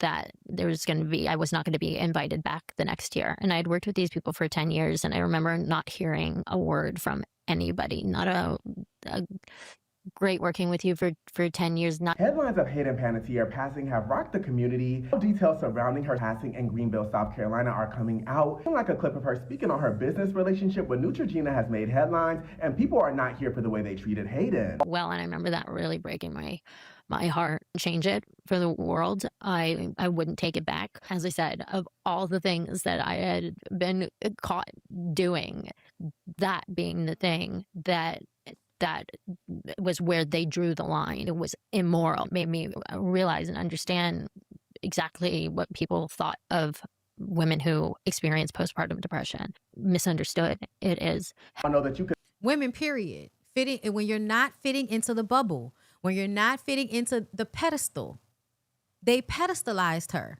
And when she expressed real human feeling, they discarded her. That's why being on a pedestal isn't good, Takara. There was so many people saying that they didn't get that. They thought what she was saying was good. I was just like, you did? I guess I'm not talking loud enough. Do anything for fame. Do y'all see that? Do anything for fame. We talked about that with the Young Thug story. That is what I hear when I'm listening to Hayden Panettiere's book. One of the first things I'm hearing, because she is trying to frame her parents like good parents. But I'm in this part of the book where she talks about being young and losing teeth, and her mom having to super glue a tooth back into her mouth because she had a commercial. And the mom did not want to miss out on this opportunity for this commercial. So she super glued a fucking tooth inside of her daughter's mouth. Because fame was more important than her daughter's health. Because fame was more important. The money was more important than the health of your daughter. Because, I mean, I guess we should be glad that the super glue being in her fucking mouth didn't, cause some type of toxic shock. Okay? But to me, I would never be like, I'm going to put super glue in my kids' gums so that they can get this job. It would just be like, well, I guess we came out here, girl. I guess we're going to have to find something else to do. Did not turn on your TV back in the day without seeing a Neutrogena commercial featuring Hayden Panettiere. She actually had a long-standing relationship with the brand for over 10 years. I'm sure that I bought something based on one of her ads. I'm sure of it. The interview with Michael and Kelly, speaking about her personal issues she had with postpartum and birth to her daughter, she got the act shortly after. And she's suffering from postpartum depression. And she went through that, which was something that I can very much relate to, and something that I know a lot of women experience. They tell you about postpartum depression, you think about, okay, I feel negative feelings towards my child. I want to injure my child. I want to hurt my child. I've never, ever had those feelings. And some women do, but you don't realize what broad of a spectrum you can really experience that on. And it's something I think that needs to be talked about, and women need to know that they're not alone. And had previously spoken out claiming that her lawyer saved the day that particular day, making Neutrogena be known that it would be illegal if Neutrogena cut ties with Hayden at that time, but she claimed she knew that that was the beginning of the end. According to Hayden Panettiere, her contract was not renewed that following year, and Neutrogena pretty much chucked up the deuces without even checking on her. I found this particularly interesting because according to Hayden, she had a pretty strong relationship with Neutrogena. She claimed that they had been with her through the paparazzi harassing her and throughout other times in her career that were not so great. He was actually shocked that they cut ties with her for that specific reason. Because it's okay to sexualize her. That's why. It's okay for her to look like a party girl that you can assault. That's okay. Her looking like a woman that's going through postpartum, nah, because that's not in the framework of how she can be useful to a man.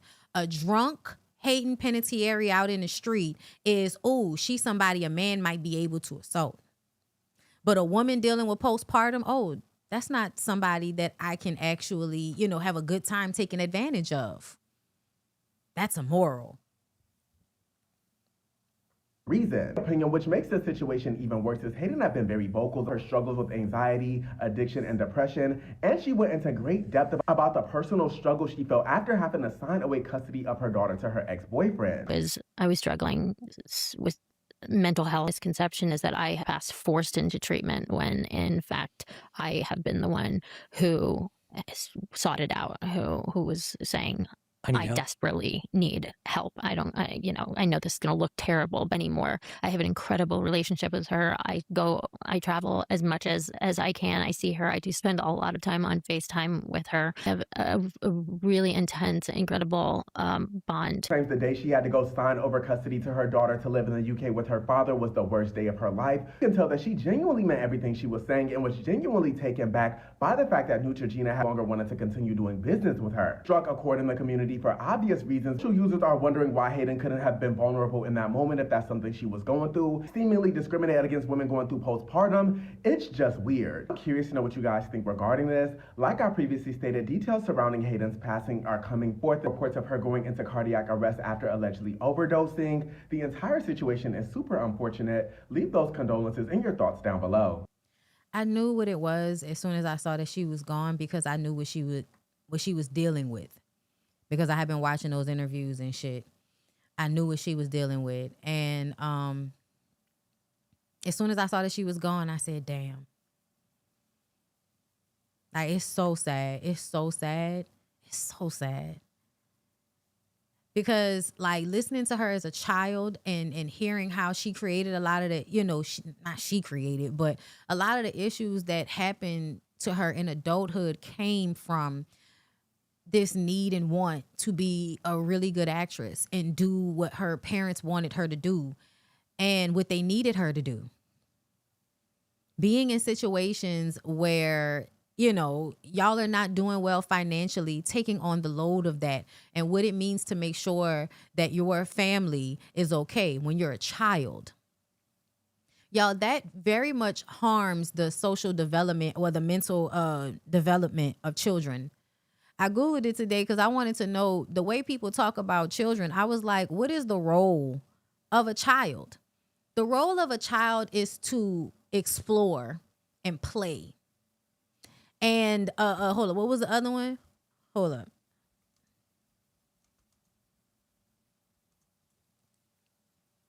Because I asked based on childhood development. And it says to learn. Hold up, this is not the right one. But I'll read this to you anyway, because this is good. Children hold many different roles depending on the family dynamic, right? But in a healthy, supportive household, a child's main purpose is to grow from a dependent infant to an independent adult. The learner, their primary focus is to get education, build life skills, and learn how to navigate the world. The helper, assisting with age-appropriate chores like setting the table, cleaning up toys, or feeding pets, teaches them teamwork. The emotional core, bringing curiosity, play, and joy to the home, helps bring strong bonds between parents and siblings. And y'all know most of y'all don't have that. I'm being shady, but I really probably mean it. Because a lot of people don't like to come down to their children's level in a good way. It's always so that they can be fucked up. When a parent experiences high stress, addiction, or trauma, children often take on a rigid, unintentional psychological role to help the family cope. The hero, golden child, usually the oldest child, they achieve high success to hide the family's internal problems. That clicks. The scapegoat, the child who is blamed for the family's problems, often acting out to draw attention away from the real tension. The lost child, a quiet, isolated child who tries to stay invisible to avoid causing any extra trouble. Child, I feel like that might have been me. The mascot, clown, often the youngest. They are humor and lightheartedness to ease intense household pressure. That was also me. Mascot, not clown. Parentified child, a child forced to step up and act as an adult, taking care of either their parents or younger siblings. I think all that shit is detrimental to children, and a lot of people put their children through that.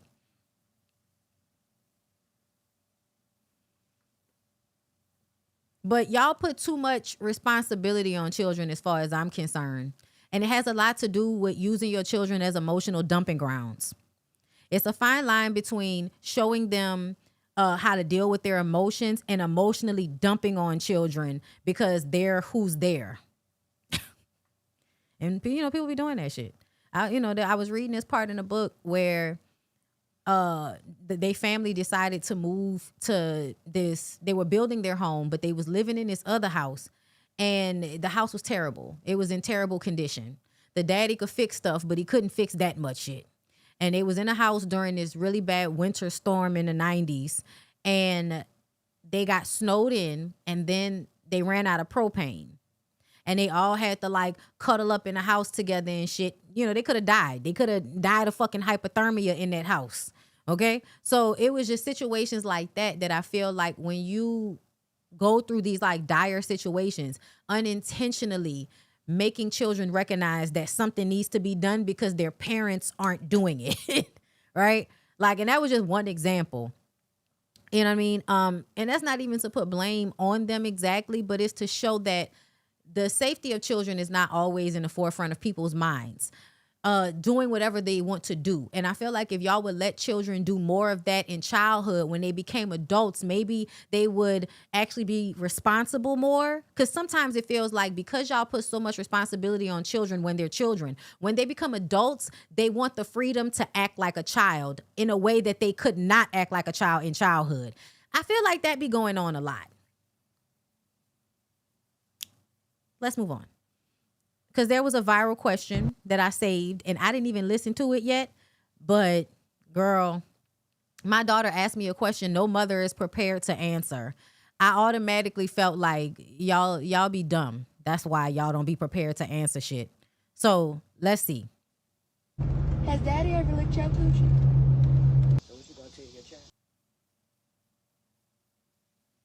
Now, why would that be recorded? how would you have gotten that moment to record it? I ain't telling her a damn thing. I'm gonna tell her it's none of her damn business what I do with your mama. That's something between me and your mama. You shouldn't even be worried about no stuff like this. You need to worry about why them teachers calling my goddamn phone. So you see how he felt shame? And so instead of dealing with the fact that it's kind of a plausible question for a child to ask an adult because they're trying to understand the world around them. She obviously heard that from somewhere. Scripted. Oh, it's absolutely probably scripted.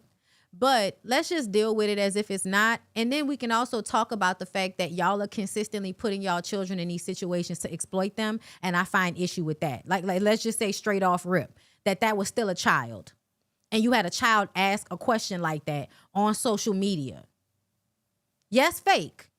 But let's deal with it as if it's a real question, because the way these people look, they have put their children in adult-like situations, and then the children ask adult questions and everybody acts like they don't know how we got here.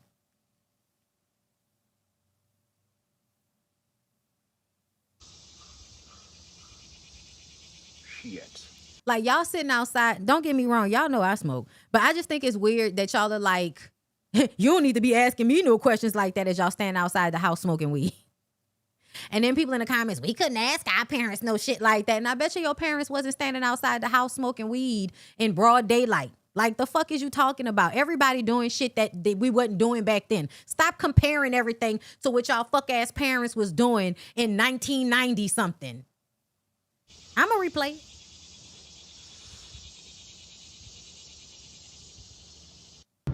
Has Daddy ever licked your coochie? Now, I don't know why you didn't know how to answer that question. I guess because of the way she answered it, but aren't you an adult? So, first of all, let's back up. Okay? Why are you asking? Where did you even get that from? Then my answer would have been, I don't like the way you just put that. That made me feel uncomfortable.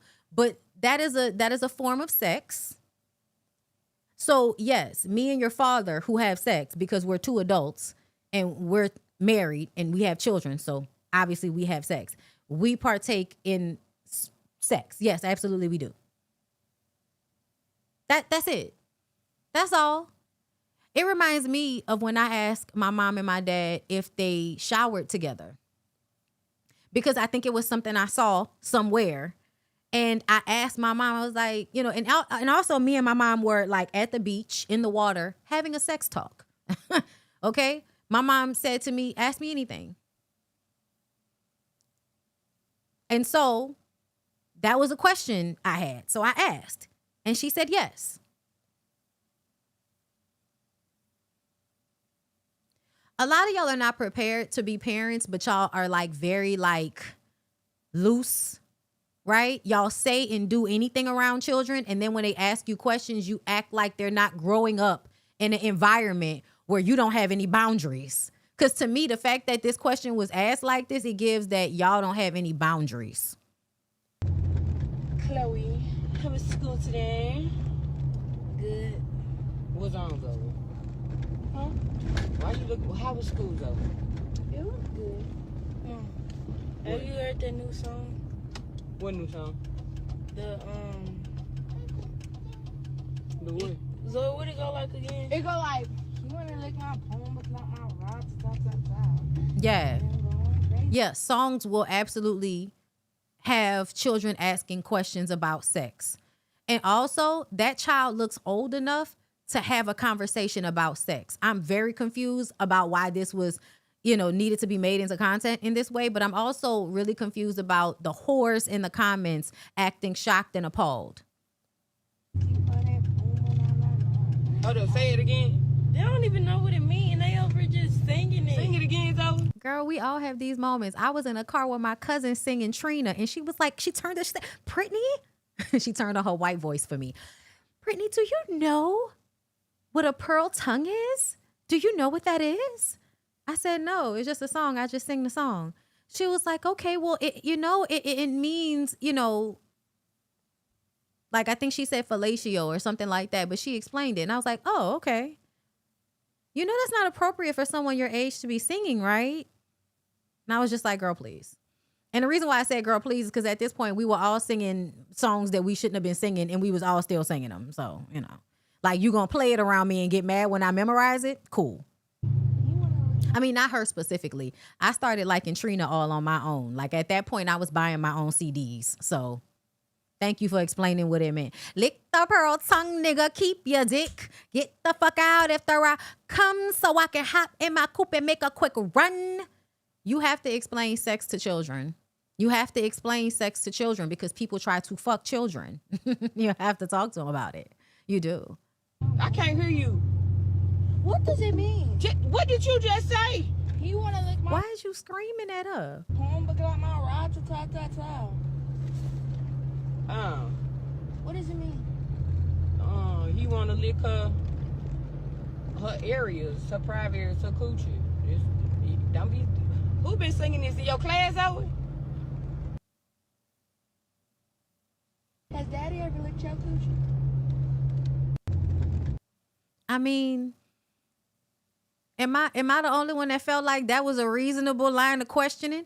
Like, what the fuck do y'all think parenting is? I'm be very confused about y'all clutching y'all pearls and shit. Like, what you clutching your pearls for, bitch? You just told her that it meant to lick coochie and then get all stunned and shit when she asked, well, does Dad lick your coochie? The response should have been yes. Because we're adults. And then you explain how that is only okay for her to do when she is an adult.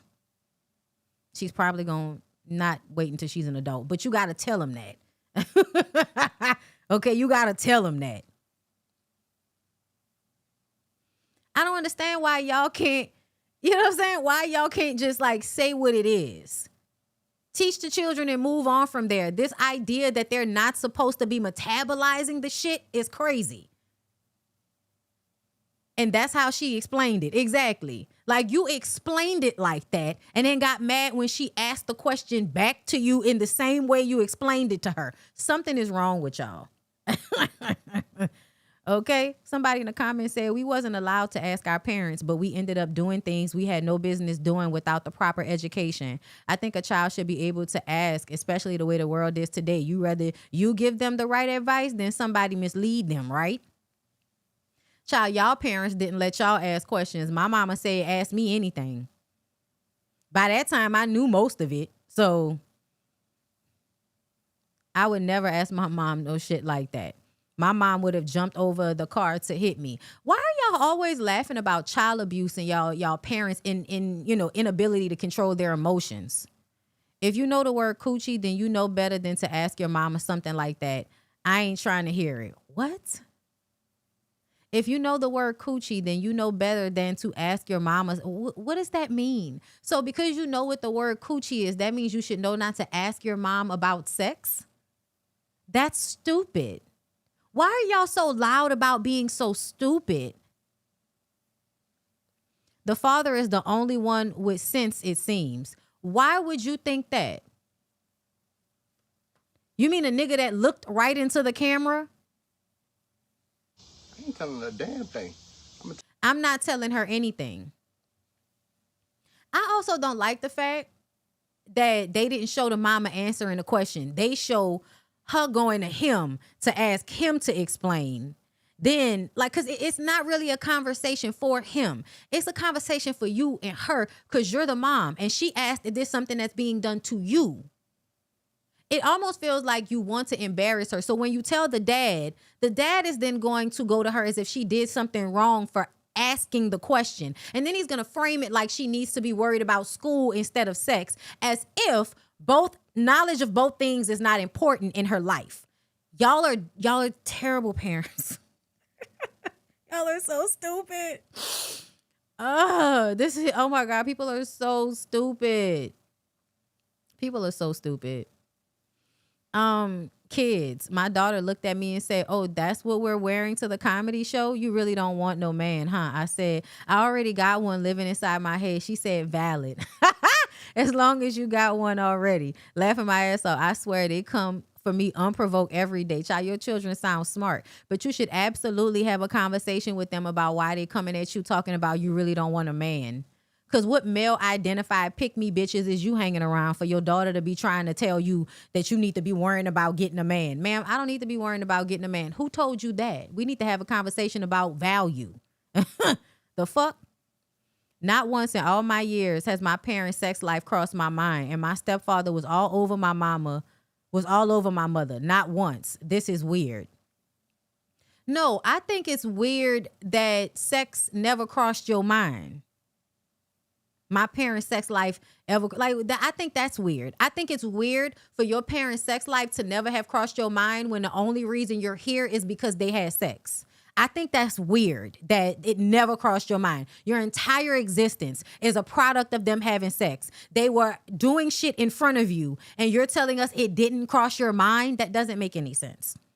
You sound stupid. Should have never been posted. That.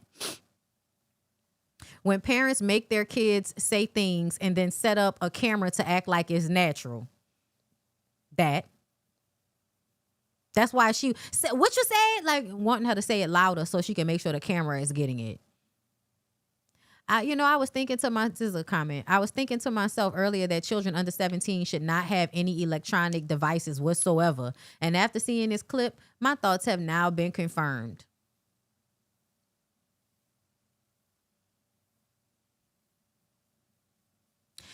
Well, that's stupid and extreme.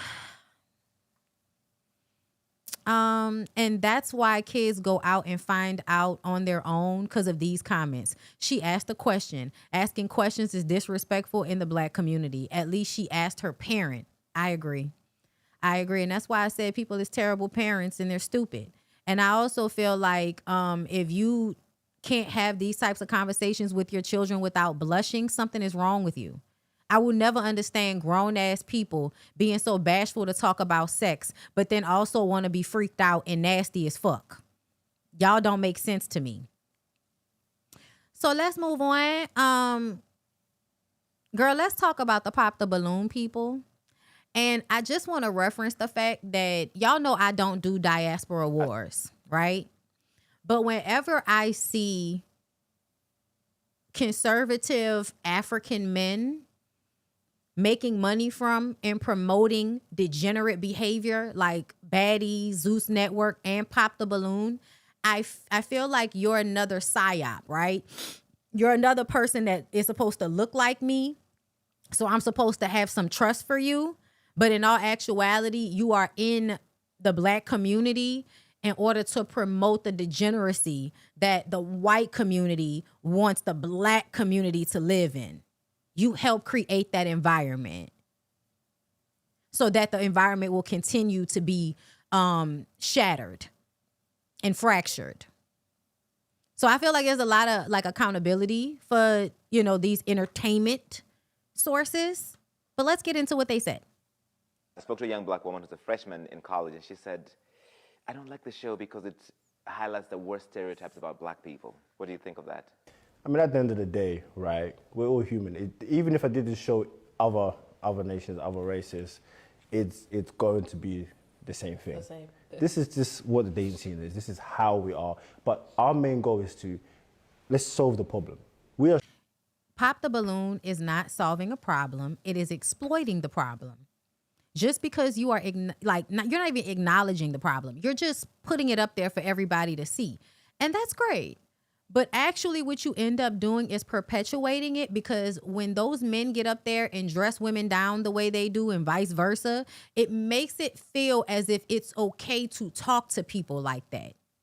You actually make people think that they can go out into the real world and talk to people like that. That's how social media works. When y'all put things on social media that show someone acting completely out of pocket and talking to somebody crazy, and everybody's in the comments agreeing with the shit, right? It then reinforces that I can talk this way to people in real life, even though it's wrong, it's disrespectful, it's hurtful. And then I should still expect them to like me. That's another thing that I think is weird, is that y'all think y'all can talk to people crazy, dress them down, and then you should still be liked or something. It's odd. Very, very odd. Showing people this is the problem. How are you going to fix a problem if you don't see it? We know the problem. We don't need to see it perpetuated on your weird ass show. Bring people from all walks of life. So we get doctors, we get students, we get servers, we get lawyers. What's the point of you telling us that? What is that supposed to prove? We all know that it doesn't matter which socioeconomic status you are in, you can be anti-black and anti-woman. We know that. Like, you can be misogynistic and sexist no matter how much money you make. We know that. I don't know why we need to know that there are all these different demographics of people on the show. It's like, we're bringing all types of people on this show from 21 to 50 up. And it's like, we can't determine what kind of person, what kind of character they come and they put on the show. So that's what I think makes our... But you don't create an answer for it either. If you had someone that actually called it out and there was some type of punishment, and when I say punishment, I mean, you're too disrespectful. Nobody should want to date you. Like, somebody should be there saying that, but nobody's there to say that. So you can't act like y'all are actually helping the situation. Our show really stand out is that we let people be themselves. I spoke to a young black woman who's a freshman in college, and she said, I don't like the show because it highlights the worst stereotypes about black people. What do you think of that? I mean, at the end of the day, right, we're all human. Even if I did this show other nations, other races. So they're deflecting. They're not really answering the question. I also feel like, you know, there's two people you can't trust.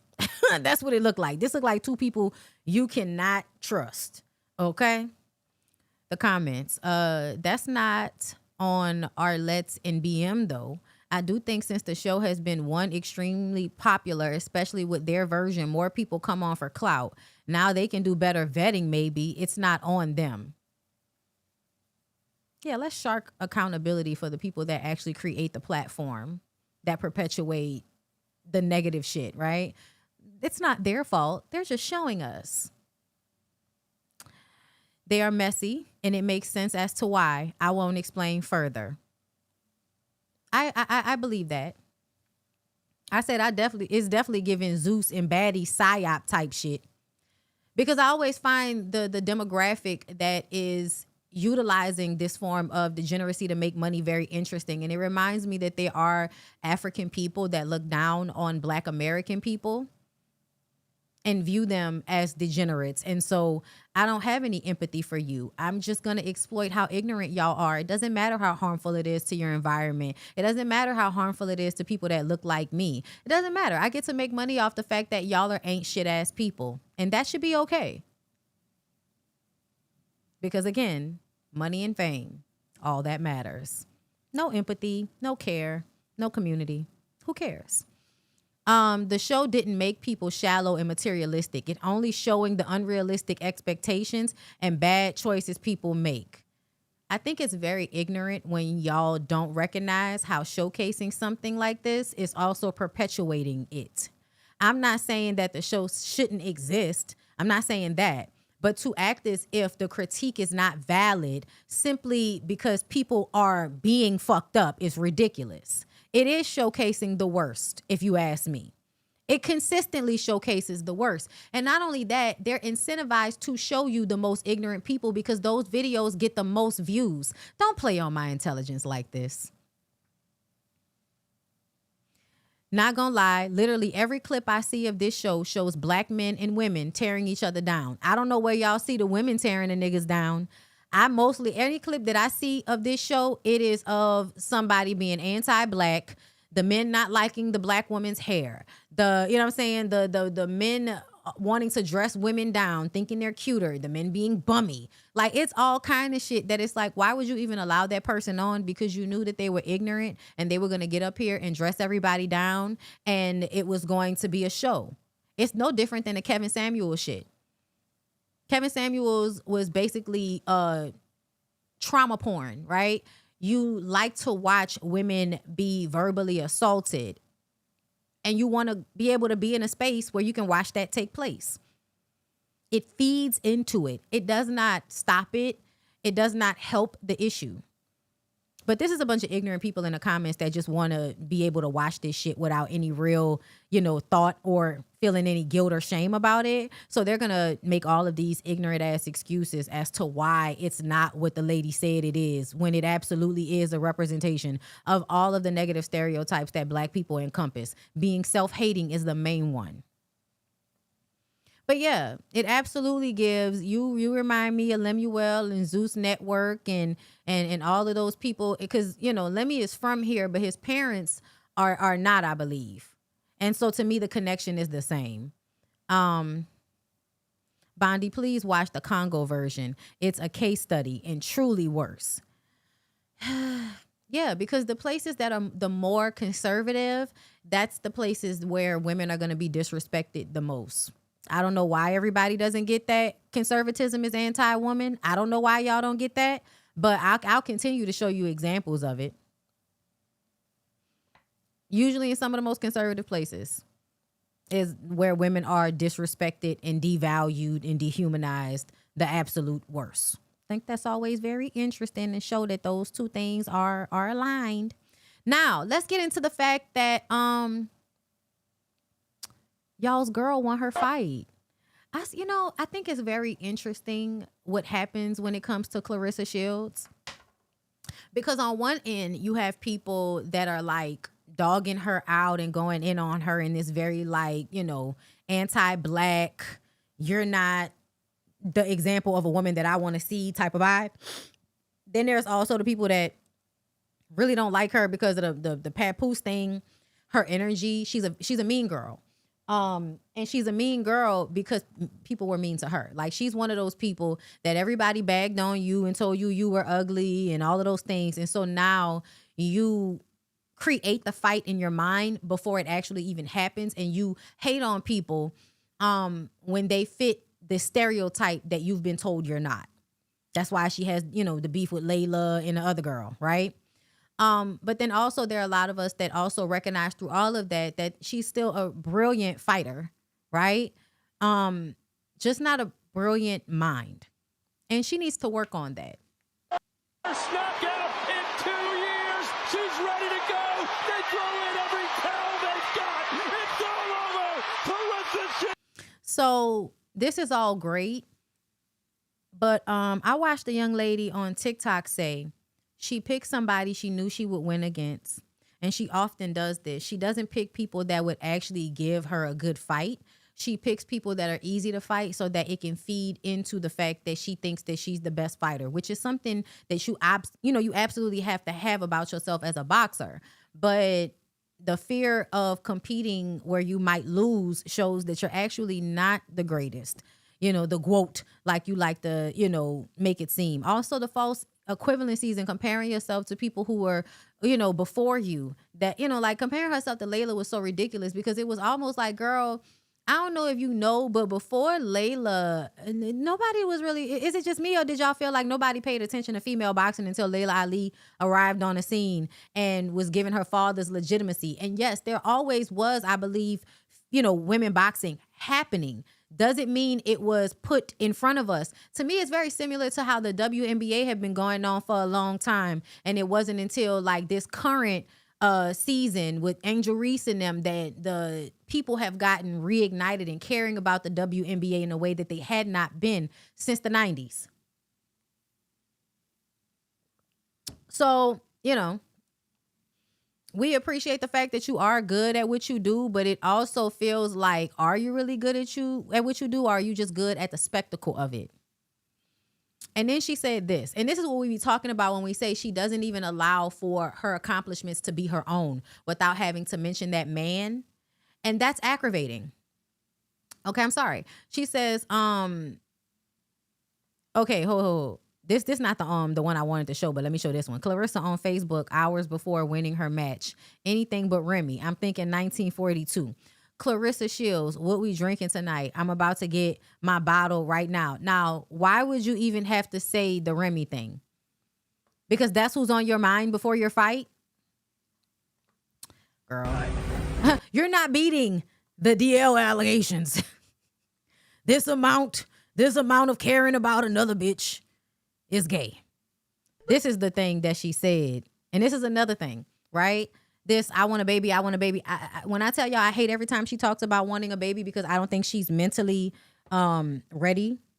I just don't. I don't think she's a nice person, y'all. I'm sorry. I think it's easy to be there for other people's children, but when it's your own children and, you know, you're insecure, you make up competitions in your head. Like, you do a lot of shit that make me feel like you would not be a safe person for a child. And unless you, honestly, I feel like based on your childhood, you need to go to therapy before you are anybody's mama.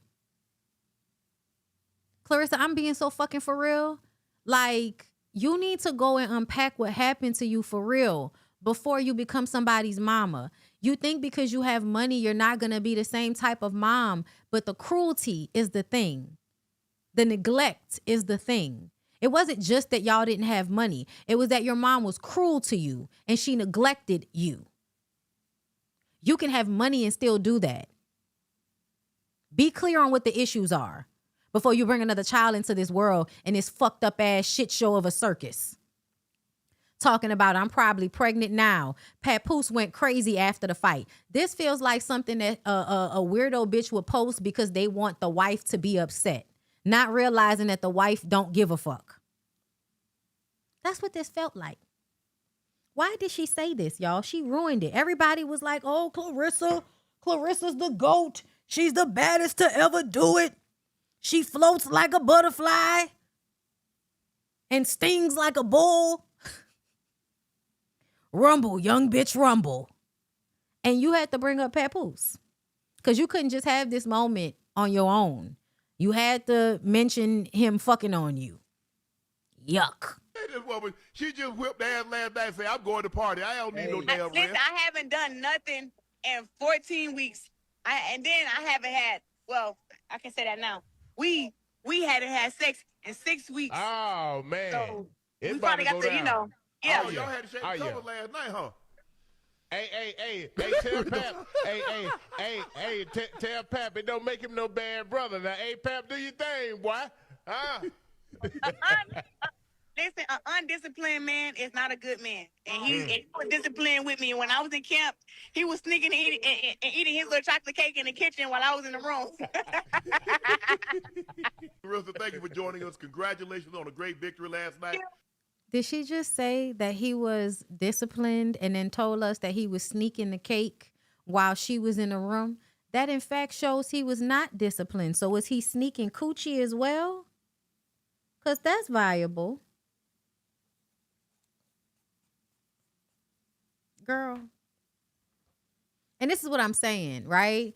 Because everybody acts like, oh, y'all just be hating on her. No. She makes us uncomfortable with her desperation to prove points that don't need to be proven. Get some rest. We'll see you in December or January. At the club. I ain't getting no motherfucking rest. I'm at the club. Damn, hold on. At the club. And that also shows a lack of discipline. Let me see if I could find, before we move on, I want to see if I could find that girl's video that I watched yesterday that went in on Clarissa. And I was just like, child, she sound like she knows what she talking about. I don't know.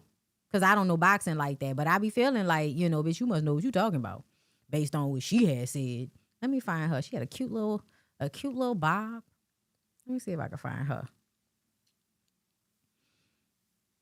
Girl, here she go.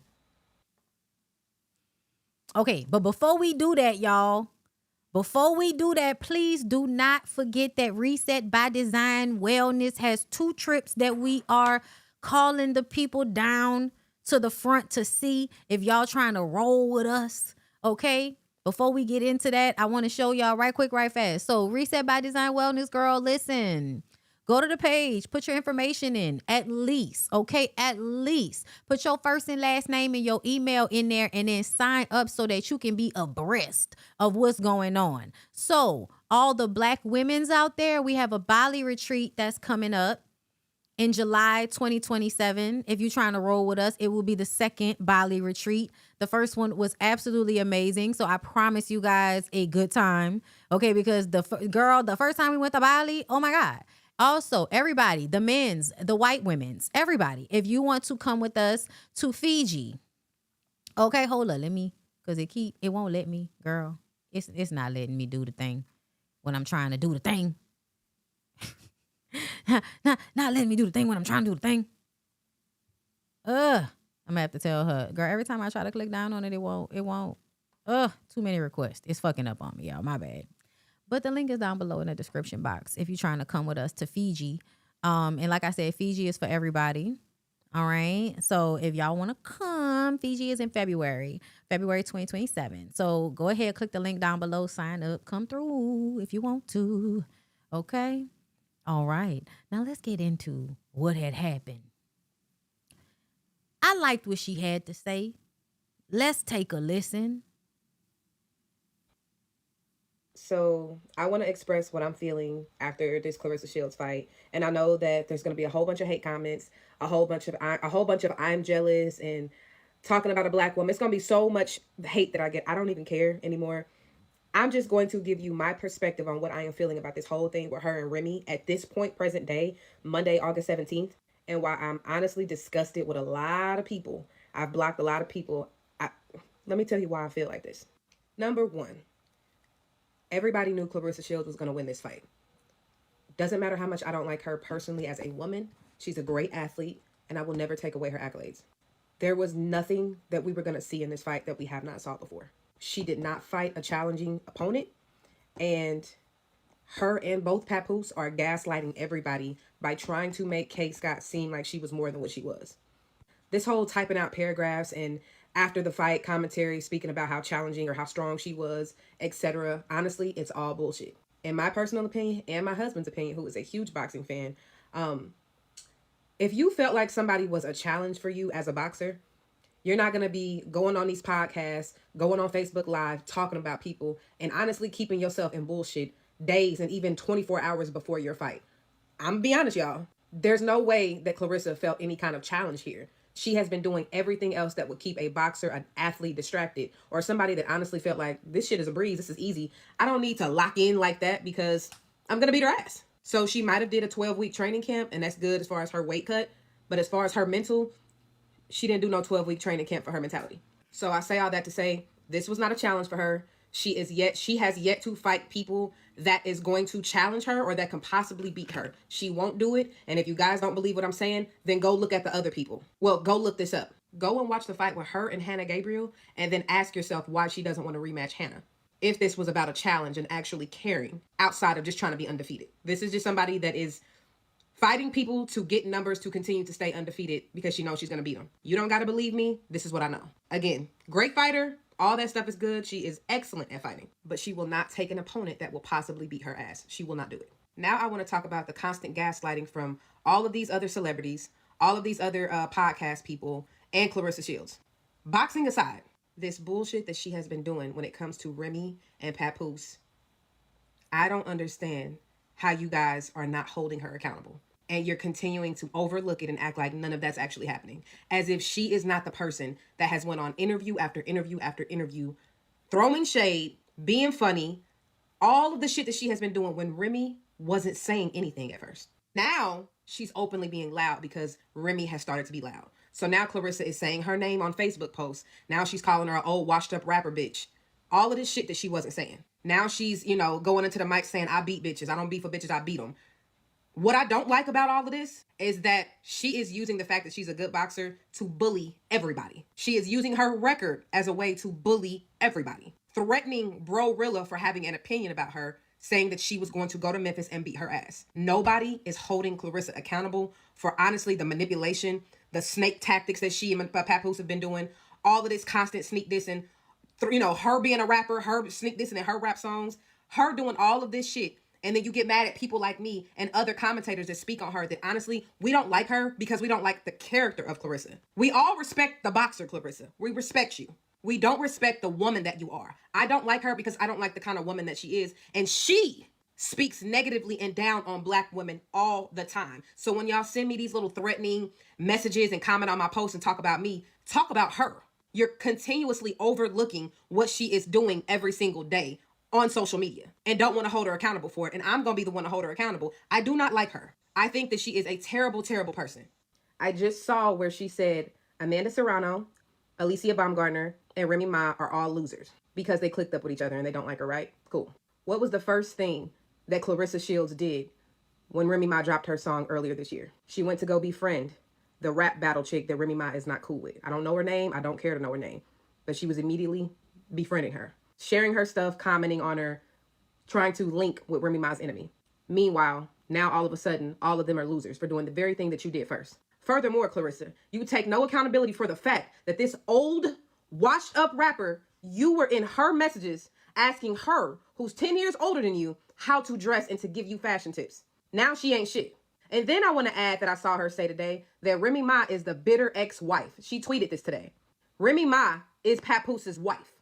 They are not divorced. That is his wife. You are not Papoose' wife. You are his girlfriend. Remy Ma is his wife. And if Papoose were to die today or be on life support, you don't have any control. Remy Ma does. This is the mother of his child, and you are publicly and openly beefing with her. And this is the person that he shares a child with, the same person you want to have a kid with. You think it's smart to talk about the mother of his child who will be siblings with your child. This is why I do not like her. Clarissa, you think that you're bigger than the program because you can fight, and I'm here to tell you, you're not. When I tell you that God does not like ugly, and people like me and a few other individuals that rock with me can see right through your bullshit, especially women that have been with narcissistic men that try to triangulate them with their ex, we see exactly what's going on, and you are falling for what most women do, is believing the nigga. He's sitting there, he got your name tattooed, which I'm here to tell you, it doesn't mean shit. Now he has you and his wife's name tattooed on him. Great. Do you feel special because he has both of y'all names? Do you feel special? Go fight somebody that could actually whoop you. A real challenging component, because you're constantly taking the easy way out, and we see it. And just because you can fight, that holds no weight for street shit. What I don't like about you is you act as if you can beat bullets up, as if you popping it and doing all of this shit as if it couldn't lead to real violence. Why do you think that you're bigger than violence? Oh my God, beat somebody up. Oh my God, somebody pulls out a gun and shoots you.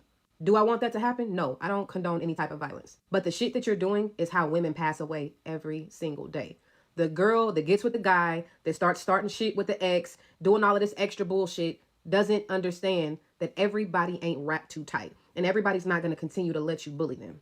And Papoose doesn't love you because he wouldn't allow you to go on a press tour, a press run, and talk about his wife like that, the mother of his child, knowing that he is putting you in harm's way. He doesn't like you. Nobody gives a fuck about you being able to fight when people are dying every day from gun violence. Who gives a fuck?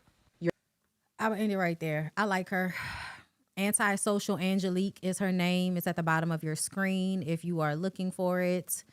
Shout out to this creator. I liked her assessment. And it's so funny because whenever, people are talking about Clarissa, when people want to defend her, they act as if people are going to Clarissa and bothering her or something. Then they act as if this is a competition in Remy, like between her and Remy. This is not a competition between she and Remy. This is an assessment of how this young woman is showing up right now. It does not make her, better or worse than Remy Ma. We've discussed Remy Ma and her issues many a time on my platform and how male identified and pick me she was, right? That's why y'all would both end up getting pimped out by Papoose. Is because y'all would have to have the same male identified pick me ass mindset in order for y'all to even be with a man like that. So be clear. Just because people are pointing out how they don't like Clarissa and the reason why they don't like her, it doesn't mean that Remy is so much better in their eyes. And so when y'all do this thing where y'all start going in on Remy, it's like, okay, but that does not change any of the things that were just said about Clarissa. And it just also shows that y'all can't stay on topic. Like, it's not a competition. It is just what it is. And it's sad because ultimately it's still women that allow for men to play in their face and take advantage of them. That's the main point. But y'all gonna miss that. So that you can feed into this triangulation between Remy and Clarissa. I'm not feeding into the triangulation. Neither one of them are better than the other and all of this shit when you gonna let a nigga pimp you out. And now they somewhere getting tattoos. He got Clarissa tattooed on his arm. This was very funny. Because let me see if I could find Let me see if I can find it. That shit was funny. Because it's stupid. Like, you using this man as a measuring tool is stupid. Let's see. Was this it? I'm trying to see, because somebody pointed out. Damn, this not it. Hold up, y'all. I thought I had saved. Damn. I thought I heard. Hold up.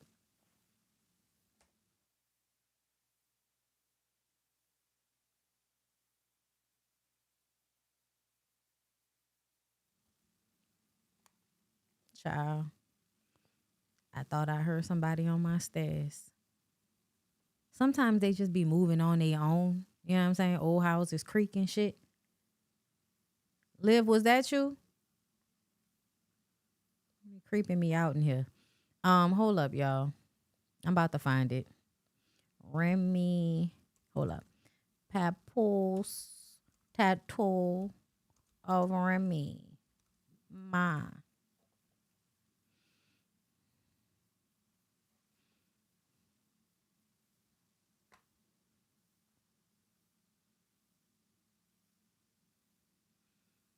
So this is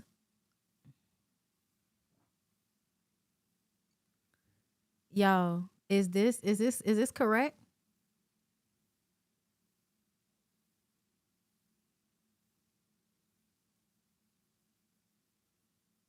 Did he get Remy tattooed on his arm? Like her whole face on a Remy Martine bottle?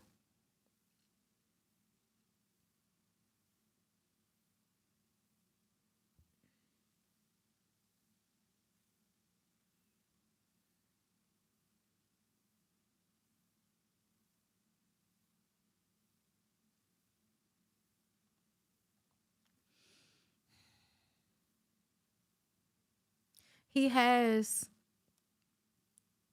her whole face. Got her whole face. Got her arm. He got a good portion of the lady body tattooed on his arm.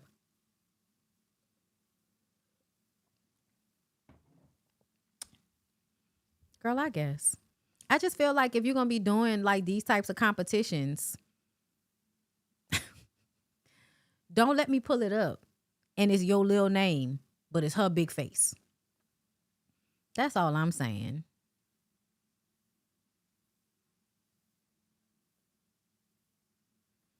I'm sorry. I don't know what's going on in my comments, but let me get some of these weirdos out of here. Let me see. Anybody else saying anything dumb that shows they don't need to be here? Girl. Anyways, so let's move on, y'all. All right. This is the last thing. Wait, actually, no, this is not the last thing. I'll touch on the Candy situation before I get out of here. I thought I would get away with doing a whole show without talking about housewives hoes. Okay.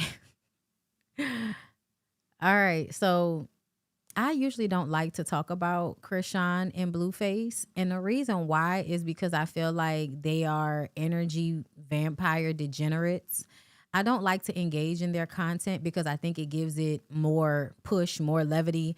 But since millions of people are, on this bandwagon, girl, and we're seeing this example of toxicity, this example of narcissism, this example of how, the community is not okay, I figured I might as well go ahead and get into it. So I'm just going to go based on the order of how I saved the shit, okay? Because I was saving it and also not really wanting to talk about it at the same damn time, okay? Now, y'all already know what the situation is with the Blueface circle, okay? Blueface has a harem of slow light skins, okay? Young slow light skins, YSLs, that he verbally and psychologically abuses on stream 24 hours a day. And they just kind of change spots with fighting and arguing with one another, and then fighting and arguing with him. And one of them right now is pregnant, right? And so, she often is being disrespected, talked to terribly. And there is this thing where now, and this is like goes into that whole like that voice memo conversation where y'all think that being brutally honest means, well, at least he was being honest. Yeah, no.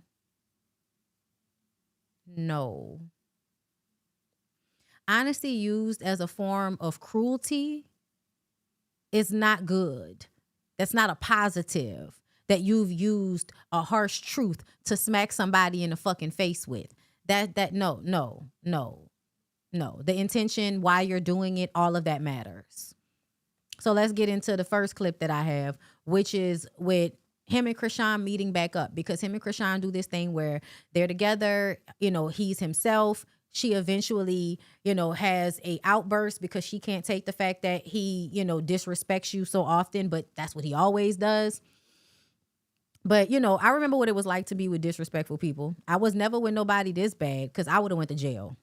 And I would have went to jail for harming the person, not for the person harming me or for me being, getting in trouble because I was, no. I would have went to jail because I would have hurt the person. Okay? And so she's back and forth with him. He's with Nevaeh. And every now and again, she likes to pop up to show that she's important. It's the same thing with the other one, the white girl, okay? Stewie. Stewie likes to show up and try to throw her weight around because they're all being triangulated in a hierarchy of who he wants to deal with at any given moment. I think it's weird for women to give a man who doesn't like them this much power and control over their lives. I think it's actually degrading. I think it's really terrible. But it happens so often.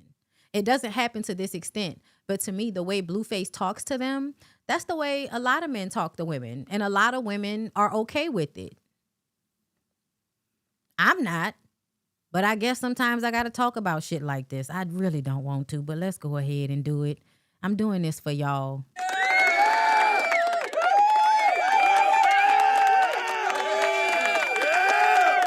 Tip me. Tip me.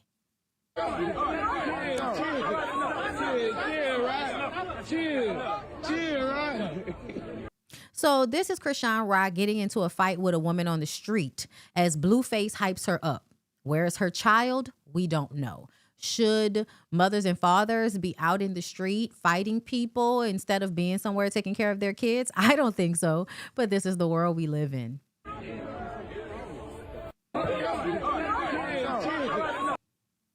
Yeah, I'm going to leave it like this because if I show the fight, they're going to flag me. So I don't want to show the fight. But this is her, the boxer, outside in her underwear, fighting some girl. And the funny thing about it is, I think these women are like angry and always want to fight somebody because the people in their lives that they think they love are disrespectful to them. But they don't really want to fight the person that they're in love with. So they take that anger out on other people. That's why like being friends with pick-me's is dangerous, because they will let a nigga disrespect the fuck out of them and then turn around and want to beat the shit out of a woman for any small shade or inconvenience. So this was her after the fight. It was me and Jonathan ended up separating by accident. We didn't really separate. Something happened and then just whatever. So Jonathan was distracted. This is another example of how I think that, I'm sorry, but a lot of Christians are evil because you're given a religion that tells you all I have to do is pray and repent and all my sins are forgiven. And then I can go on acting like a terrible person in my life. 4 girls walking up on me. The girl so then I start calling 3 because Jonathan is occupied at the moment. So 3. And I put my hands up look, check this out. My hands are registered. I want no beef. I don't know what's going on. She was like, "Did you want that?" I said, "Girl, I don't even know you." So it was just random people, strangers. It's people I don't know specifically. You feel what I'm saying? She got into it with some homies or whatever, and then she wanted to take it out on me. I'm telling her, I'm giving her a fair warning check. Look, check this out. I hope y'all know at this point, if y'all did not know, because I used to think that this was true as well. Y'all boxers' hands are not, cannot be registered as weapons. Just because you're a boxer or you do like MMA fighting, there is no law that says your hands are lethal. Therefore, if you fight somebody, you have more accountability than somebody else. That there's no real law about that. That was actually said as like a publicity stunt. Famous heavyweight champion Joe Louis used to have police officers stage mock registrations of his hands at weigh-ins as a promotional tool. Pop culture, action movies, and childhood myths help turn these historical publicity stunts and misunderstandings into enduring urban legend. There is no legal process, government agency, or police department that requires human hands to be registered as deadly weapons. While hands are not legally classified as weapons on paper, a court or prosecutor can consider professional combat training during a criminal trial, right? So it can be considered as, more harmful. But all of that shit that y'all said about it was a lie. So I just, I just wanted to put that out there. This is what you want but I see how you programming. It's not just 1, 2, 3, it's 4 y'all. So I make it where Blue is. All I know is me and Jonathan end up separating by accident. We we didn't really separate. Something happened and then just whatever. So while Jonathan was distracted, 4 girls walking up on me. The girl so then I start calling 3 because Jonathan is occupied at the moment. Everybody, even her brother, Tiny, was like, if you really want a one-on-one fade, you take that. You don't just try to bully somebody as if she don't know how to fight. And she can fight all y'all. Woo woo. Long story short, she walks up, get this, start trying to thump. Man, I got in my boxing stance. I slipped at first. First I smiled, then I did this. I don't know if y'all did see when I reached back and then I connected. You can hear the connect, but you can't see it because whoever was recording was too busy watching. So then I kept going. And am I proud of that? Yeah. No, but I'm not gonna be bullied. Girl, you're proud of it. It's a friendly fade. Took the friendly fade. And I feel like, wait, y'all, is it the only reason that they caught this friendly fade is because that girl was Nevaeh's cousin and you showed up to Nevaeh's baby shower talking about catching a friendly fade with an 8-month pregnant woman? Is that what happened, y'all? She can't even press charges even if she wanted to because she swung first. She wanted it. It was so bad. She really wanted it. It was really self-defense.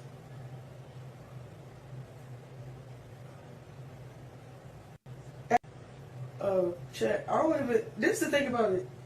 I don't really get into it with these females like that. Yeah. To me, she's not much different than Clarissa. If you ask me, she's not much different as far as that mentality. I feel like she might be a degree worser. So this is the girl that she thumped with, I guess. What? I got beat up here. What? No black eyes. I have fucking mascara on. I have no fucking knots. Y'all keep talking about a knot. It's my fucking head. I have no fucking knot on my fucking head. Y'all is crazy. My lips are naturally... Oh. Girl, I guess. I don't know. It didn't really look like she was hitting anything. She was swinging for dear life, though. She was swinging hard. I don't know if she was connecting with anything, but she was swinging hard. I wish I could find a clip of Blueface hyping it up. But these are people that keep having children. I don't think people like this should have children, but that's just me. And then so right after you was out fucking with him, being all loved up, talking about y'all, Jay-Z and Beyonce, that was going on before this fight. He left Nevaeh right before the baby shower to go spend time with Krishan. And he was doing all of that shit. They was online. I feel like they was in some jacuzzi somewhere. Nevaeh was acting like she was leaving, but we know she wasn't going nowhere. And when he comes back, he tells her, bitch, you know what it is. And they think that, well, at least she know what it is. It doesn't make it any less abusive.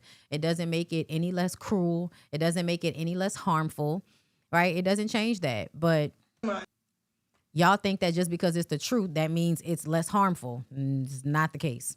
The man means to destroy the women. The man means to abuse them. He means to hurt them. He means to harm them. Intention matters. Like, bleed somebody. What? What are you talking about? You like your butt cracked open and ate. Like, what are you talking about? And you did it. I will never understand when y'all do the shit that these niggas be wanting y'all to do and then come up here and tell it to us as if we supposed to think that they nasty. You ate his ass, girl. Nobody's more nastier than you. Or a different type of nigga. Then you be trying to play these roles like you like superior or something. Like, yo, you just... Y'all let him think he's superior because of all the sacrifices y'all are willing to make to stay in contact with him. The fact that y'all want to have babies by him. Like, those things make him feel superior. You feed into his superiority complex because y'all are a bunch of slow light skins that don't see how you are being set up to fight with one another so that this degenerate, empty young man can feel like somebody cares about him because he don't think his mama ever did. Jonathan, bro, like, what? Like, like, if I keep it a buck, I keep it a whole buck. Bro, I'm telling you, he mad because I don't want to get with his program. There's no program, bro. Like, we're going to have our fun. You can leave. We'll have our fun. You pull off. Okay, you like, oh, I spent $10,000. I don't feel it. What do you mean? You want me to suck your toes or something? No. Like, what? What are you talking about? Then you over here keep talking. Stop talking. Then you keep saying, oh, you a bitch. Whoever wrote the film Idiocracy was a psychic. Yes, they were. But honestly, they weren't really a psychic because by the time this movie came out, the plans had already been set in motion. If you were paying attention to how the evangelicals was working, how the conservative party was changing, like a lot of those changes that ended up making us this stupid were happening in the 80s. It was a lot like Reaganomics. Ronald Reagan really put the ball in motion for this shit to happen. So if you were just paying attention to like, you know, some of these things that were taking place, then you would see eventually we were all going to be stupid. People were going to fall through the cracks, but for the most part, yeah. You won't really say that in my face. Oh, I did. Bro, I really beat you up. Like, I really beat you up. I beat all y'all up. What are you talking about? I beat you, your mother, your sister up. And you still can get called. You still can get fucked. You still can get exploited and sent back to your house. So I'm not sure what you beating everybody up is supposed to mean when you will still go over there. Like, I don't understand. I ended up, like, I beat everybody up in that family. I'm not finna prove myself again. Like, what I look like. And then it's like, okay, you da-da-da, da-da-da, da-da-da. What am I supposed to feel like? Am I supposed to feel like, Chet, I don't, like, he try to make... You have his face tattooed on the side of your face. It's supposed to make you feel like shit. Make me feel like I'm supposed to feel some type of way about this situation. I don't feel no type of way. I love you, goodbye. You feel what I'm saying? That's all I want. Then it's like, oh, yeah, I got your wallet. I'm going to drop it off. You want me to drop it off to the desk? Somebody, bleed somebody. What? What are you talking about? You like your butt. Hoes is slow. Y'all failed the children. Y'all really, really did. So then, this what was going on. I think another thing that happened where Blueface avoids arrest again. Cops are always being called on these people because they're always online doing weird shit. I understand you get your life, maybe, so were you kicked today? Specifically, have you been kicked in the stomach? No, I wasn't kicked in my stomach. Are you in any sort of medical distress? No. No? Do you need fire to come check you out? You need fire to come check you out? No, I don't. I'm trying to go into labor. They're here for you. Be nice. I'm being nice. I'm being nice. Yeah. Appreciate you guys for doing your duties. Very good nonsense. No hurt. No hurt at all. Can I just get, you might want to turn the camera off. I'm just going to get some of her personal info real quick, just to say we talked to her and she's good. That's fine.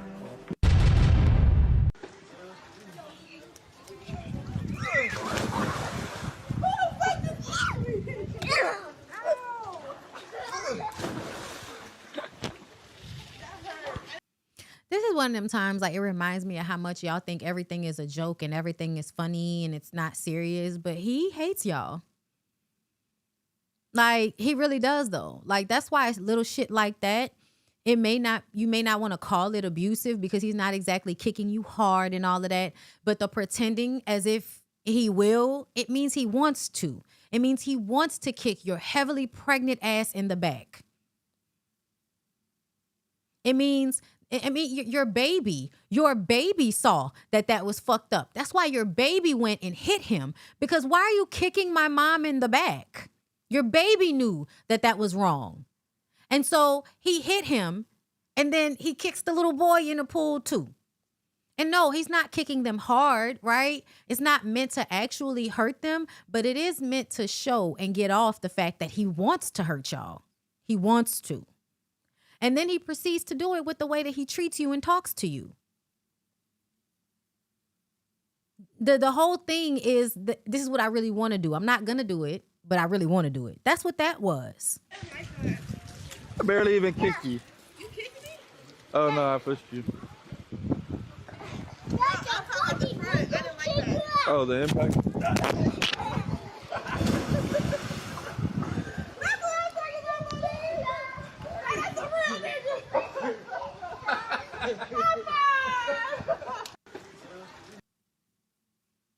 And then because somebody came and tackled his fucking ass, now it's all funny, it's all a joke. Now, I don't feel bad for her. I feel bad for her child. I feel bad for the child that's in her body too. Because if you think that child can't feel all of the stress and every time her pressure goes up because she going back and forth with this nigga, I think that is abuse. That's child abuse to me. I think when you psychologically abuse the mother by constantly talking to her in a manner that's meant to upset her, yeah. Let's see. So the baby shower, right? Because she was having her baby shower. She was having her baby shower and Krishan showed up. Mind you, they said that the girl didn't even want a baby shower and he convinced her to have it. So to me, this is stuff that he wanted to happen. I think he set all of this up. Had Krishan be there, like the whole thing he set up in order to, you know, get a lot of views and get a lot of money. But it's also a way for him to abuse these women. Who the fuck is that? It's the mailman. Open the fucking door. He just dropped off a package. Open the fucking door. It's the mailman. How? You're lame. I'm telling you. But who were you just talking to? Nobody. Not when she opened the door, you was gone. Miss, I could beat everybody up. Not saying you was scared, but that's just bitch ass shit, period. Yeah, it's clickbait abuse. Yeah. It's not even clickbait, because clickbait means you clicking on something and that's not what you actually seeing. This is rage bait. That's the mail. Look at the mailman gone, man. Are you really being disrespectful? No. That's somebody grown ass mama that's standing outside that door like a fucking crackhead. No, please, no mail.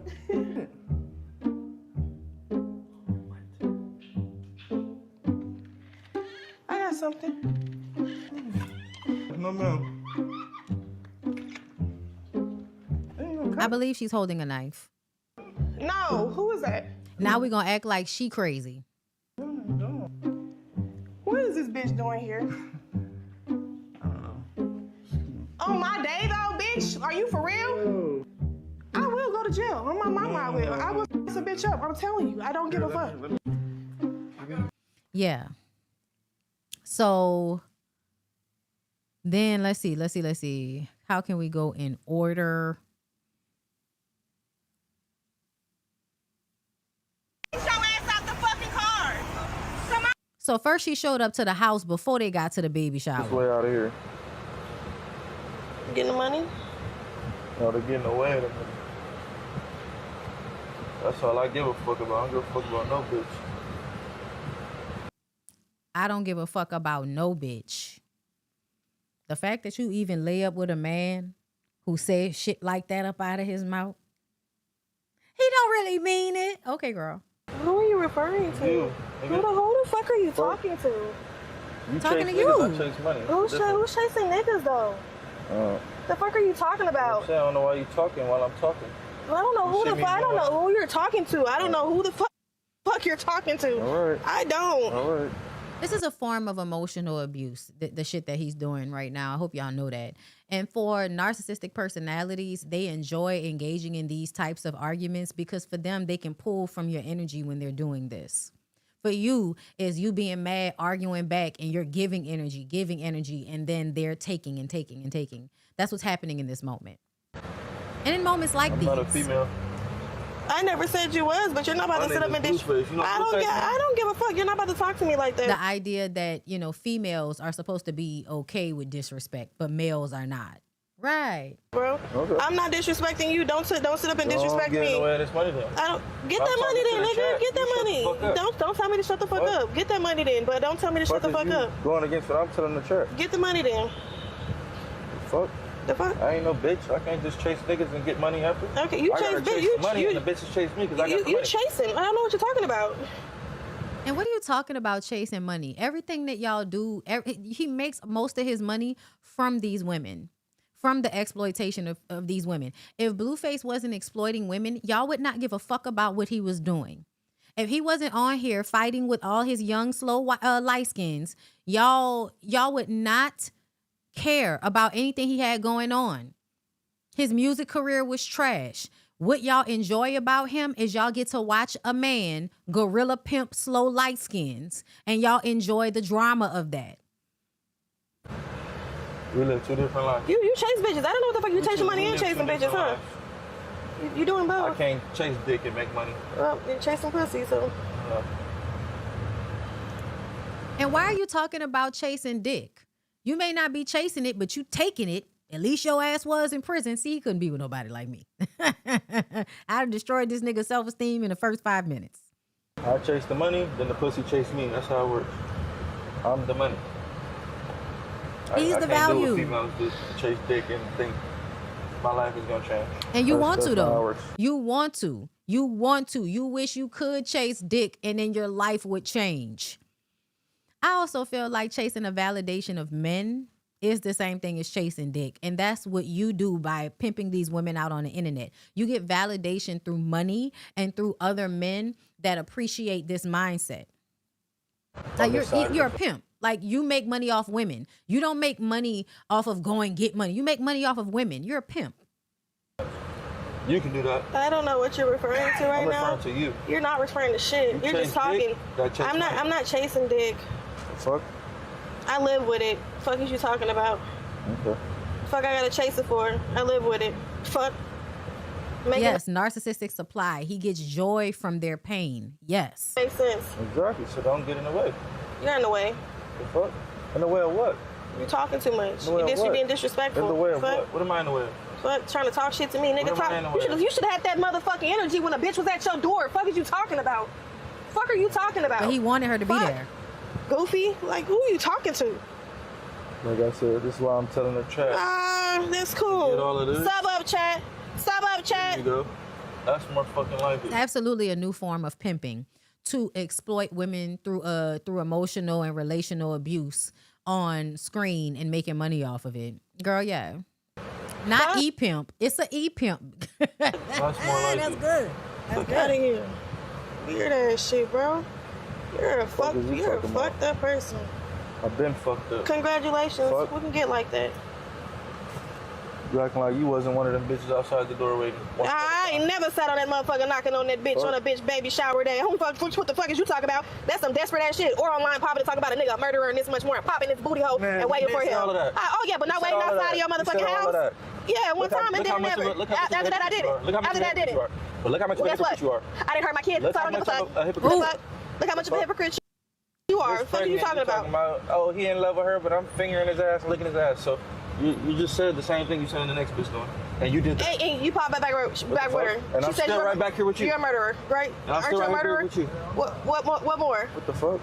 What more? What more are you? You're saying it. Fuck. Now you're. That's what. No, that's what she said. Why are you repeating what? That's what she said. You calling me a hypocrite? Why are you? You're linking with a bitch that's trying to get you in trouble for nothing you never done, right? So I'm not understanding. What the fuck is you talking about? And you want to sit here and stick up for a bitch? Gangland. The same shit that's going on right now. It's not about sticking up for her. That's the triangulation. It's about defending himself and making you feel like shit. This whole argument is the point. Now you going back and forth with him about it. We're on the other side of that door doing the same shit. I never sat on that side of that door. And do you see how the same shit he'll ask you to do, he'll then turn around and be like, look at you, stupid ass, for doing what I asked you to do. Look at you. You did what I wanted you to do, and you a dumb bitch. Yeah, we're gonna continue on for a little while with this. Please buckle up. I never sat out that door knocking, goofy ass nigga. Fuck is you talking about? Fuck is you talking about? Knock at the door? I knocked at your phone line. I knocked at your phone line. It's a difference. I knocked at your phone line. What makes you better? Fuck. I knocked at your phone line. That's a difference. I'm not goofy. If I steal, and you're here, I'm not finna here he is. Here he is. Here he is. He ain't have that energy. Right he didn't have no energy for the bitch at his door though. Get the fuck out of here. It didn't even make no sense. He didn't even have no energy for the bitch at the door, but got some energy in the car with me. No sense. But got some energy in the car with me. You are. You're talking shit to me. You're a hypocrite. You're talking shit to me. You're a hypocrite. You started it. You're a I know what the fuck I did, and I did it one time. I did it one time. I would have been like, I am, and so are you. We're all hypocrites. Anything he said about me, I would say the same thing about him. Like, you like dick too. That's why you like going to jail. I left that in the past. I wouldn't even be defending myself. Whatever I am, you are too, because you laid up with me. Whatever I am, that's what you are too. We eat together. I left it in the past. So that makes it better? Yes. I moved the fuck on. I grew. Delusional. I grew. Growth. Where? And you still, and you're with me. You accepted it. Exactly. So you. And I didn't repeat the same shit. And I'm not going to. No need to. Fuck. Screaming and hollering, raising your pressure with that baby in your body. And y'all think that child not gonna grow up being a hellraiser just like Jaden's daughter? And then y'all gonna be like, beat him. Cause y'all love to tell people to beat their kids. I honestly find it really gross how often y'all be on the internet, like, you know, screaming for people to beat their children like barbaric dickheads that don't know that beating children doesn't make them have discipline. It actually makes them more abusive. You can pull this shit with the next bitch any day. Fuck are you talking about? She ain't getting tired. She pregnant.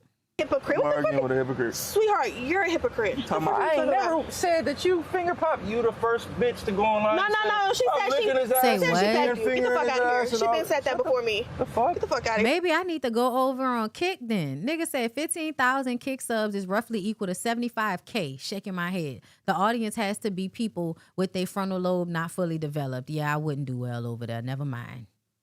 You don't even make sense. Now you trying to say I'm the first bitch. I'm the first bitch. Get the fuck out of here. So being the second makes you better. Nigga, I admit I did it. She's the third, actually, because Jaden was the first. I don't know why y'all always giving her a pass. Like, she don't keep bringing her goofy ass back around there. No I bitch. admitted I did it. Stop popping. You're not better than no bitch. On my mama, when it comes to being a mother, I am. No, when it comes to being a mother, I am. On my mama. Fuck are you talking about? You're not better. No, you're not. You know why you're not a better mom? Because you allow him around your kid. And he knows that. He knows the reason why you're a bad mom is because you want him so bad that you'll allow him around your child, and he's weird with your child. What are you talking about? You're entitled to your own opinion. You're entitled to your weak ass opinion. What are you talking about? You can feel the fuck. Who the fuck starts with somebody on a day of their fucking baby shower, but yet letting a bitch walk up to the door, but not popping it to her? Shut your bitch ass up. I don't want to hear that shit, bro. First baby shower. Fuck. Okay, good. It should be good. It should be a moment to remember. It's my third baby shower. Congratulations. It should be a moment to remember for me. Do y'all hear the screaming? Like, to me, like, you really upsetting that baby in there. That's all I could think about. Like, is the stress that she's putting on her already stressed out body. I did this. Fuck, I every don't care. time I was with another bitch before I went to the baby shower. Congratulations. You want a high five? So you're not better than no bitch. High five. No, I'm not high fiving. You're a regular bitch. High five. I'm not high fiving no regular bitch. What are you? A regular nigga. You're okay then. You don't see me popping it like, oh, I'm better than him because I take care and I do. No, I'm the same nigga as every other nigga. Still good. Cool. Stop popping. Cool. You're not better than no bitch. You're a regular bitch. You're not better than a nigga. Cool. I'm not. Cool. What the fuck? Fuck, but I'm gonna talk my shit. Fuck is you talking about? Your shit, I don't know if y'all ever been with somebody that argues with you like this. I have.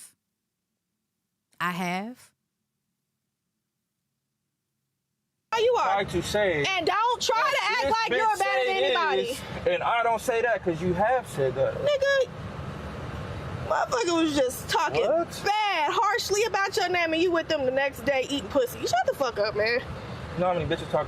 You talk harshly, I mean your pussy. Make it make sense. What are you talking about? You can eat my pussy. What do you mean? What am I talking about? Have you went online and say, yeah, I'll lick his ass and finger his ass? Finger popping his ass? Have you said that online before? Yes or no? I admitted that. Yes or no? I admitted that. It's a yes or no question. I mean, it sounds like a yes to me. So say yes. What are you talking about? So that's a yes, right? So where do you get off thinking that you're better than the next bitch and you're sitting right here next to me? Oh, we accepted the past and we moved on from it. Man, you on this past, move on. I don't move on from the past. I'm not that type of nigga, I'm sorry. Me either. The past matters much more to me than the present and the future. Right. I don't know how. The past matters more to me than the present and the future. You know why? Child abuse. That's why. Because whatever happened when he was a kid, he is living in the constant state of.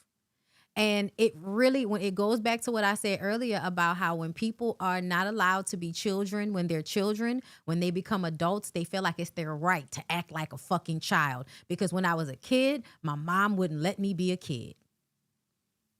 I gotta tell you that. The past matters more to me than the present and the future. Right. Yesterday matters more to me than tomorrow. Okay. Okay. So stop popping it. You stop popping it. Enjoy your day. You It's stop your popping baby it. shower. You stop popping it. I'm giving you grace. You stop popping it. But you're not better than no bitch. You're not better than no nigga. I'm not. Congratulations. And I'm not gonna tell you I am. Are you gonna tell me you are? I don't think I'm better than no Okay, bitch. then shut up. I don't gotta shut up about shit. Fuck. I'm Enjoy a top. your baby shower. Who you trying to stick up Enjoy for? your Who you face, trying to stick up for? myself. All right, cool. That sounds like it. Still here. What you talking about? Enjoy your first baby shower. This is my third. Oh my God, we're in competition with baby showers.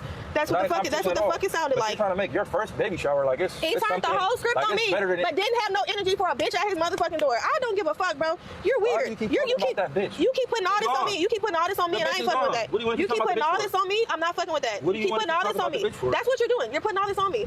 Cool. What? Y'all notice he goes with a bitch and then comes back and just strictly talks bad to me. Yeah.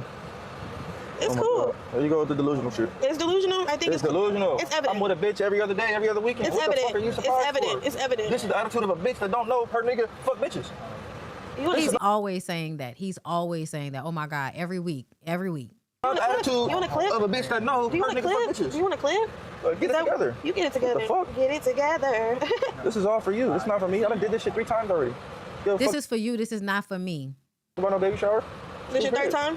Third time. This is your third time. Third time. Okay, How cool. many is it for you? It's my first. Okay. So act like it. Enjoy it being your first time. It's kind of hard. What the fuck? It's kind of hard How to is enjoy it hard? It's not about me. You're making it about me. It's about you and our baby. It's not about me. Okay. This is not about me. Okay. You made it about you. You made it about you and Krishan, though. This baby shower is not about me. How? It's about Nevaeh Your name's on it. and her baby. Your and name's our on baby. it. Your name's on it. It says Blueface in that You're the motherfucker star too. today, though. Today's your day. I'm just a. Today's your day, and I ruined it for you. And just be happy after I've ruined it for you. What did I tell y'all about? Like, that's the same thing that then people was talking about when they was talking about God, and they was talking about Adam and Eve. They were talking about the whole religion thing, which is that, yes, I'm abusing you, right? But if you do what I tell you not to do, and then something bad happens to you, that's on you. It's the same shit. The narcissism is just from the top all the way to the bottom, from the religion to the government to the parents to the children to starting all over again. Like, Jesus Christ. Assistant, you feel me? This is your day. This is my third time. I'm not. Chat, let's hope I go into labor today. Let's hope I go into labor tonight. I feel for you. Sorry, I fucked up. I didn't tell the bitch come knocking at the door. I get it. You feel uncomfortable. Amazing. Noted. But don't act like you wasn't the bitch on the other side of the door. Anyways, Once upon a time. I never said that I wasn't, but at the end of the day. So he's going to apologize and say he fucked up, but at the same time tell her she doesn't have a right to feel away. Do you see all the confusing things that are happening? Just so confusing. I'm not coming to crash. I'm not coming to crash nobody. Doing the same shit. I'm not coming to crash. Bitch is pregnant, you posting sex tapes. Bitch is pregnant. So this is what I be talking about. So how it tallies up, right? Like they just say 15,000 equals 75,000. That's insane, right? That's a lot of money to be made. So I'm sure in her mind, the amount of money that they're making is worth this amount of stress. What I understand about life is no, it's not. Because people like that don't even let you enjoy the money. beautiful, extravagant baby shower that is now ruined because he invited a crazy bitch to your house right before and then argued with you and told you you didn't have a right to be upset on the way there. See how even though it's coming with this money, he's ruining it the entire way? You would have had a better baby shower without this nigga for less money?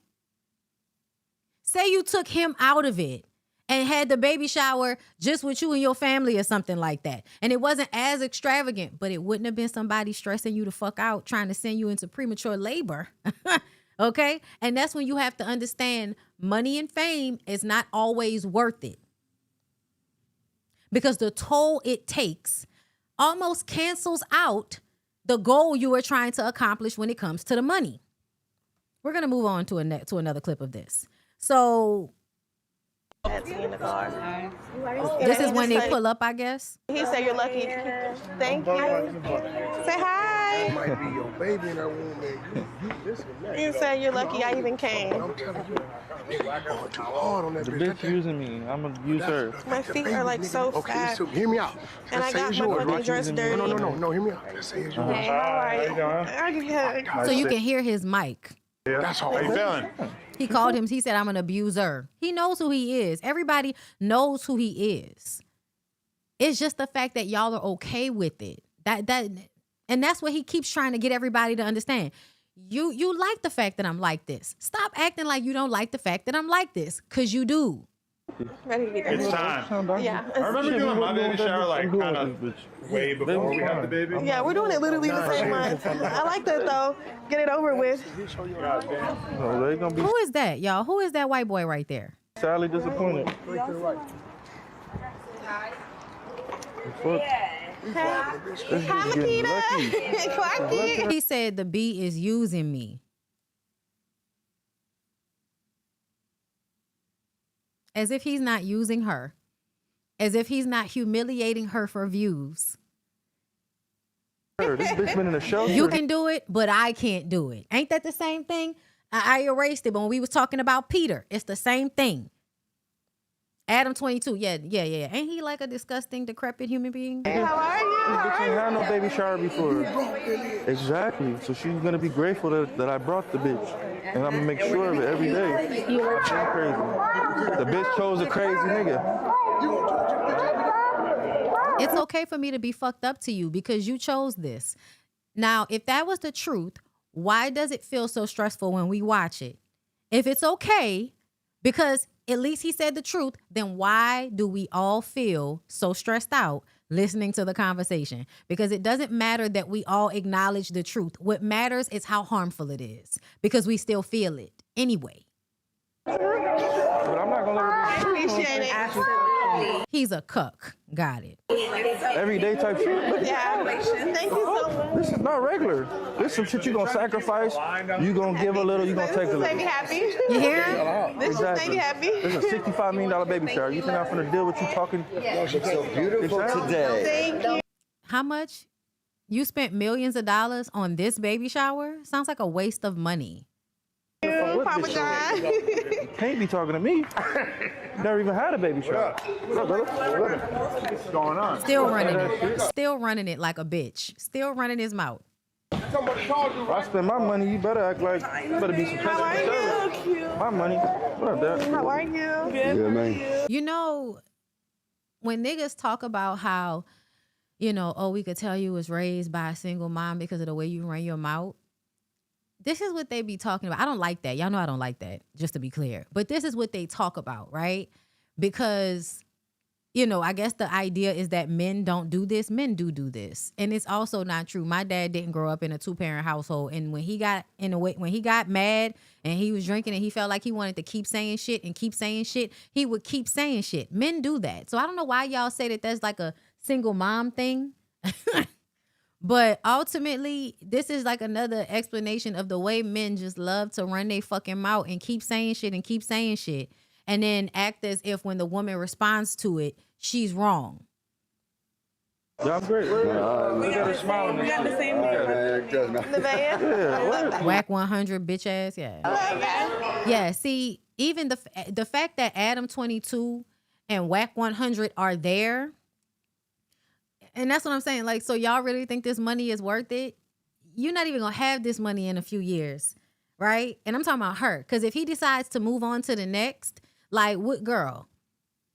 I just don't see how this is worth it to be around those types of dark energies and be exploited to this extent. I can't see how it's worth it. And then what's also annoying is all the black people that are around smiling and acting like it's just a good time. It's just all a good time. Y'all know what this remind me of? It remind me of New Jack City. Y'all remember on New Jack City when all of the drug dealers and everybody showed up to the wedding? And everybody's dressed in a white, acting like this is such a beautiful occasion. We're going to ignore the fact that that's Nino Brown and all of his drug dealing, murderous motherfucking people and all of that. We're going to ignore that. We're all having a good time. And then they shot the place up. And he used that little girl as body armor. Y'all remember that? That's what this reminds me of. The idea that we continue to ignore what's actually happening because, you know, let's just have a good time until somebody shoots up the party. Okay? Or until the federal rally hood come busting in. Where is R&B? Bitch is lucky. We're not finna treat a blessing and luck like it's regular. How are we to the back?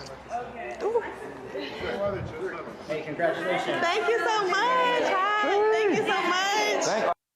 That's in the car. All right. So that was that. Hold up. I did see pictures and video. You know, the baby shower looks lovely. All of that, right? Hold up, let me see. Yeah. Get your ass out the fucking car. So this must have been later on because this is at night. So I guess after they've been at the baby shower for a little while, Krishan comes to the baby shower. Come on.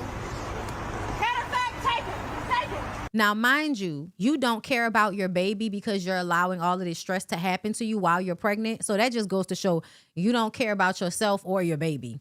I'm just going to say that about Nevaeh. But the fact that you want to fight this bitch while pregnant, you also don't care about your baby. And it's a lot of y'all that are like that. When y'all be pregnant and y'all be getting into fights and being antagonistic and wanting to get into brawls and shit with people, you don't care about your baby. I just want you to be clear on that. I know people aren't saying it to you. You don't care about your baby. You're not a good mom when you are thinking about fighting somebody who could possibly kick you in the fucking stomach or push you and you fall. Like anything could happen that could hurt your baby that is inside of your body. And instead of thinking about that first, you're thinking about getting back at this crackhead ass bitch because y'all are fighting over that crackhead ass nigga. Take the bitch. Take the nigga. No. Oh my God. So he got in a car with her and left at the baby shower? This is so abusive. This is so fucked up. And I know y'all want to have, because it becomes so much where you get so angry on her behalf because this is terrible to do to anybody. But then the fact that they never leave, the fact that they don't think they deserve better, it makes you then get mad at them all over again. But honestly, I'm going to still feel how I feel about what's happening here because I believe that young women end up like Nevaeh because y'all don't raise them right. And when I say y'all don't raise them right, I mean y'all don't teach them how to love themselves and how to value themselves. And it's because you don't know how to do it as a woman. Y'all saw her mama. Her mama looked like a white lady. Whenever it's a white lady that look like she thirsty for black dick, those women for some reason seem to base a lot of their self-esteem off of being a preference to black men in a black community. The same thing I think with Lotto's mama. I don't care what nobody say. And why y'all raise children that, think that they're better. And that's what he's talking about. Her thinking that she better and all of that. Yeah. That's built into the self-esteem that you give to your daughter when your self-esteem is built off of being better than a dark-skinned black woman because, you're white. And a nigga said that you was a preference. Come here, quick. Take him out. No, take him out. I need him. They charge. This is good. He's threatening my mother and everything. No, quit that. Is that Carl Crawford? Is that Carl Crawford? Get him, okay? I don't give a fuck. Right. I don't care. I don't give a fuck. And fuck him too. And that dumbass, like I said, a retarded man. Retarded motherfucker there.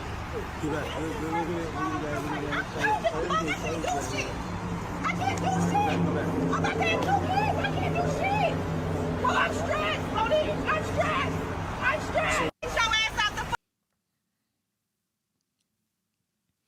It probably will put her in labor at some point.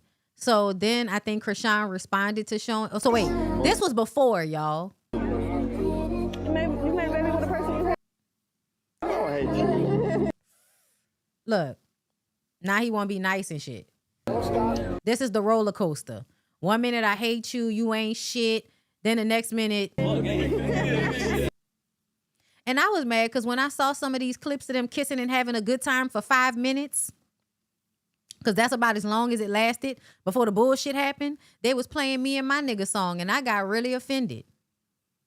I was like, don't you ever play Sure Thing with these people. Don't you fucking ever. The only thing sure about this is that this is terrible. And now this is Krishan talking about why she showed up to this lady's baby shower. Girl, we know why you showed up.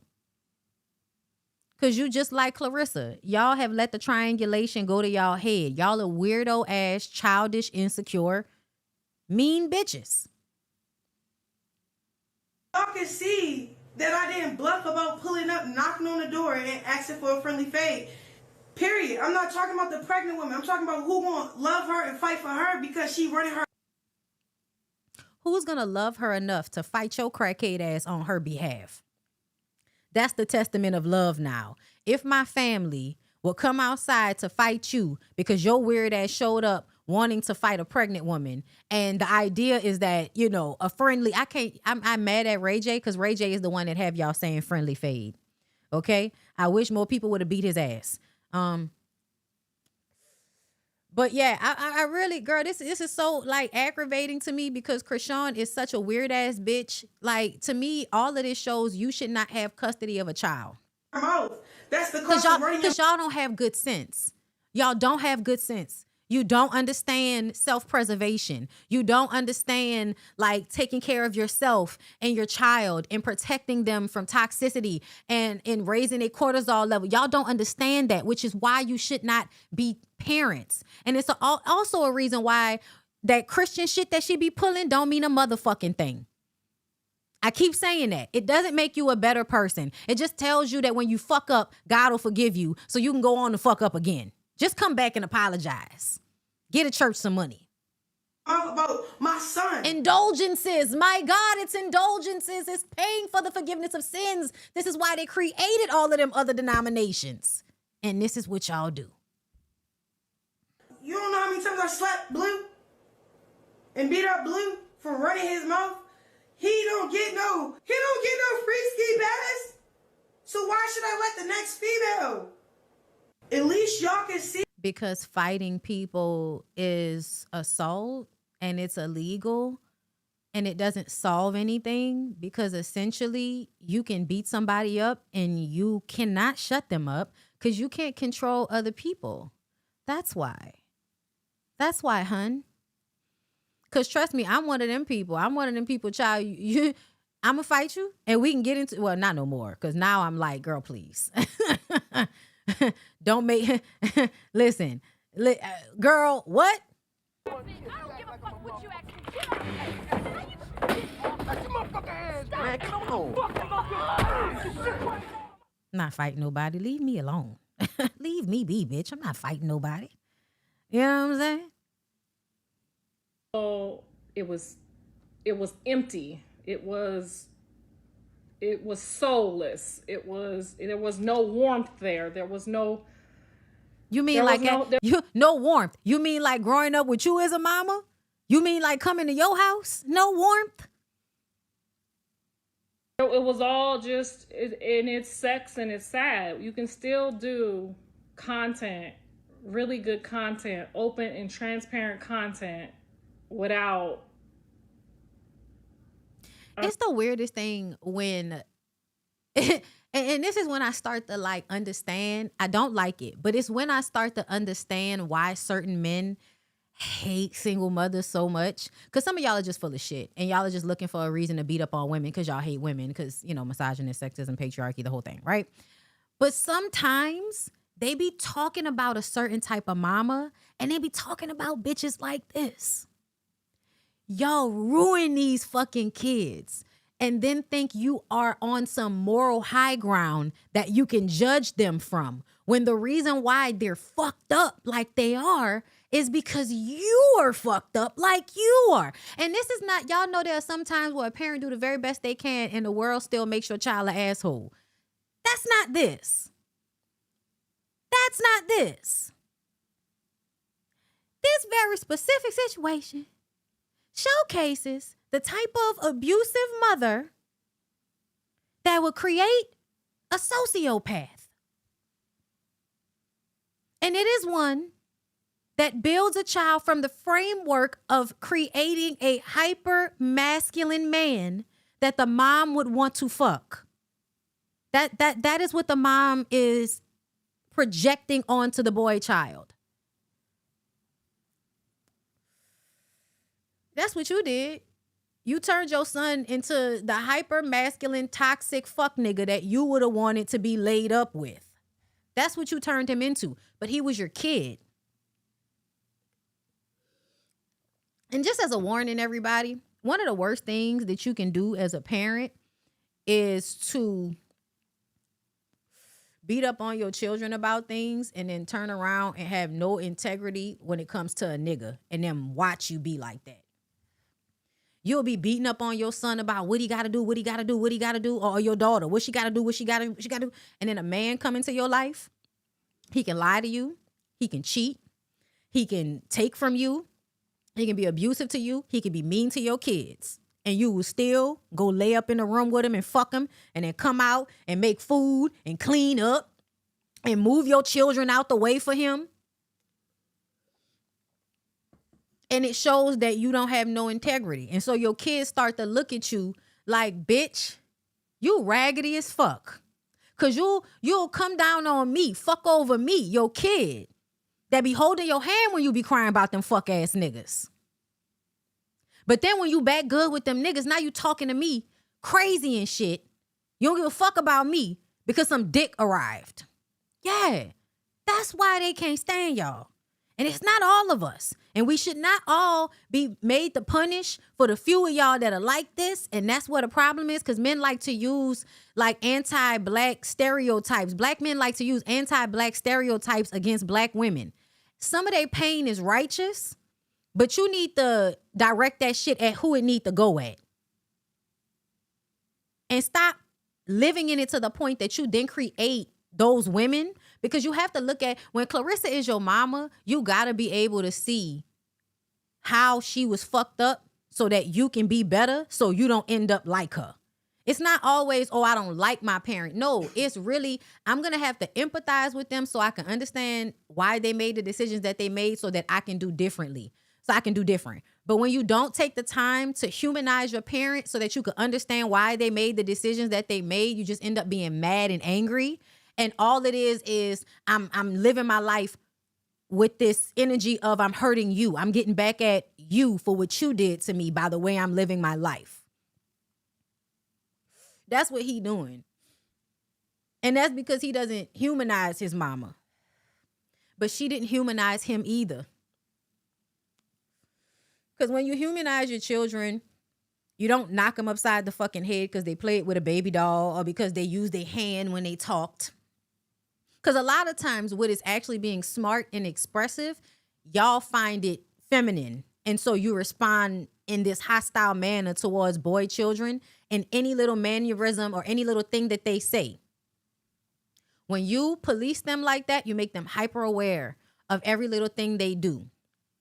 That shit is exhausting at a very young age to have to be aware of what's gay so you don't get hit or knocked upside the head randomly for doing something that you have no understanding of what you're doing. But parents respond just like they did when that girl asked about licking coochie. Bitch, you explained it that way and got mad when that girl asked you, or not mad, but made it seem like it was so out of pocket that she asked you that question right back. You used that language with her, bitch. That was your fault that she framed that question in a way that was so shocking to you. You gave her the language.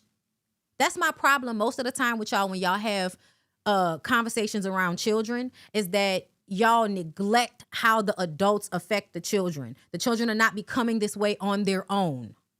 Don't act like you really give a fuck about why the shit is happening and little girls being fast. Because when we start talking about why they're that way, why the boys act like sociopaths, y'all don't want to actually fix why that's happening. You just want to complain about it. I mean, an aunt maybe, an uncle maybe, somebody there to represent her. It was just her walking around with her mom, who she has quote unquote said, my mom is only here for the clout. That's what she told me. And I'm pretty sure. You know why? Because she probably feels like if my mom ever really cared about me, there would have been some moment in childhood when she chose a fucking man over her daughter, teaching her daughter, you don't really care about me. You're not around for me. You're around because now all of these people are around. This money is around. These famous people are around. That feels empty. That's why having money isn't always worth it. Because sometimes it means being around people that don't really care about you. Or maybe my son probably told her that too, but we found out that wasn't true. And I post my proof every single solitary day. And she could be lying on her mom too. She could have just been looking for some sympathy, and maybe she wanted, to use Krishan's whole life story. So yeah. She's in labor now. Oh my God.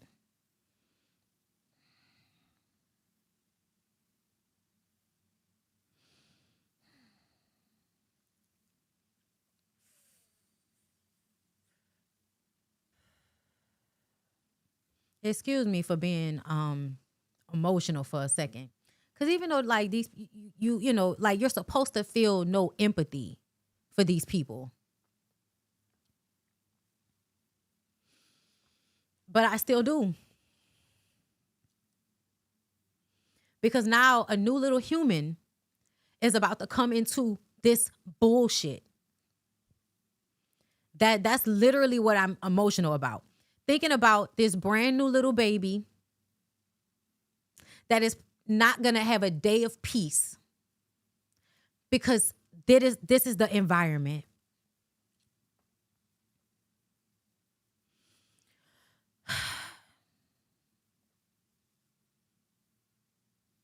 Because like Young Thug said, being famous and getting money is the most important thing.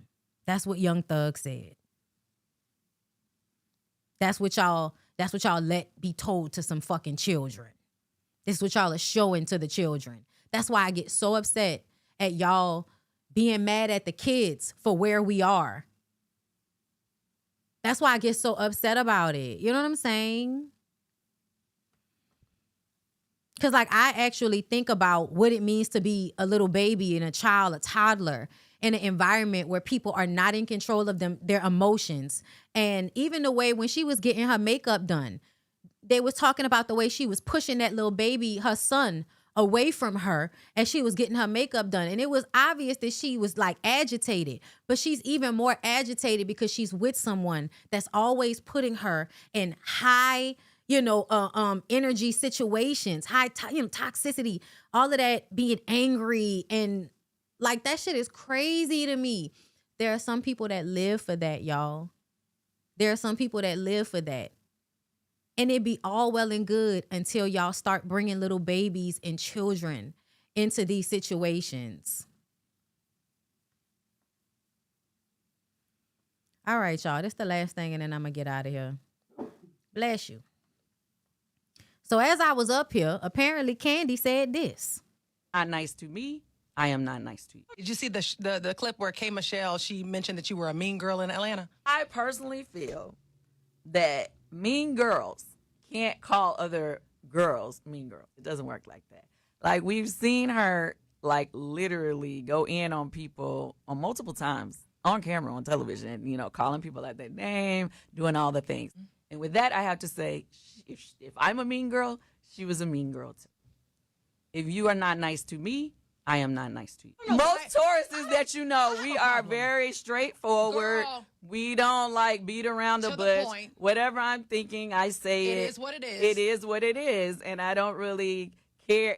Because y'all have to remember, a lot of the arguments and stuff that you guys see that end up blowing up in public, a lot of times those are things that were going on behind the scenes. And I don't always go online and tell you everything that the people have said to me or done or whatever that made me feel a way.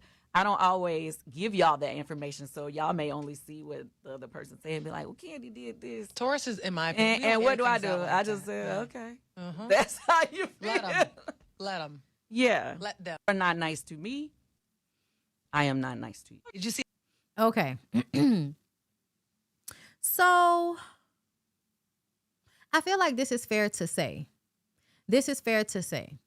But I also feel like the reason why K. Michelle does not like your specific clique is because of the lack of empathy that Rashida and Toya showed her when that shit happened with Memphis. And this always goes back to women being male-centered and misogynistic and fucking pick-me's, right?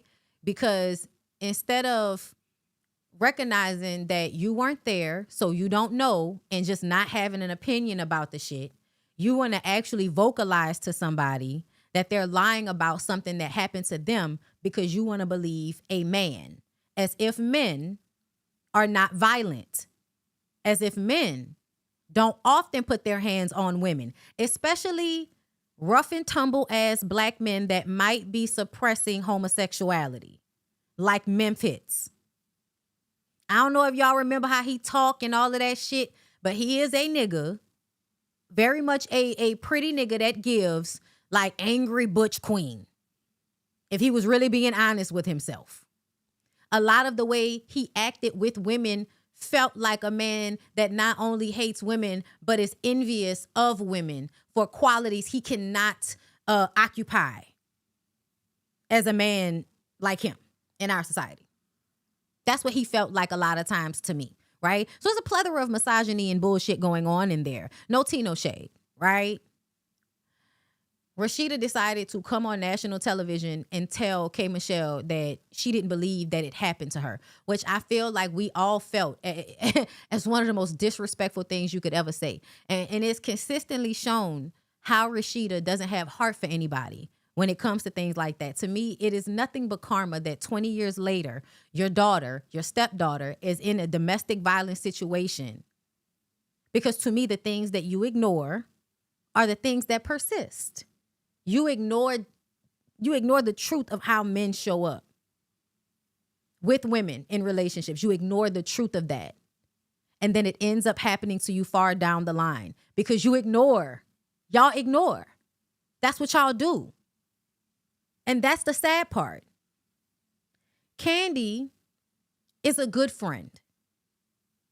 And Candy often sticks up for her friends a lot of times in ways that we wished she would not.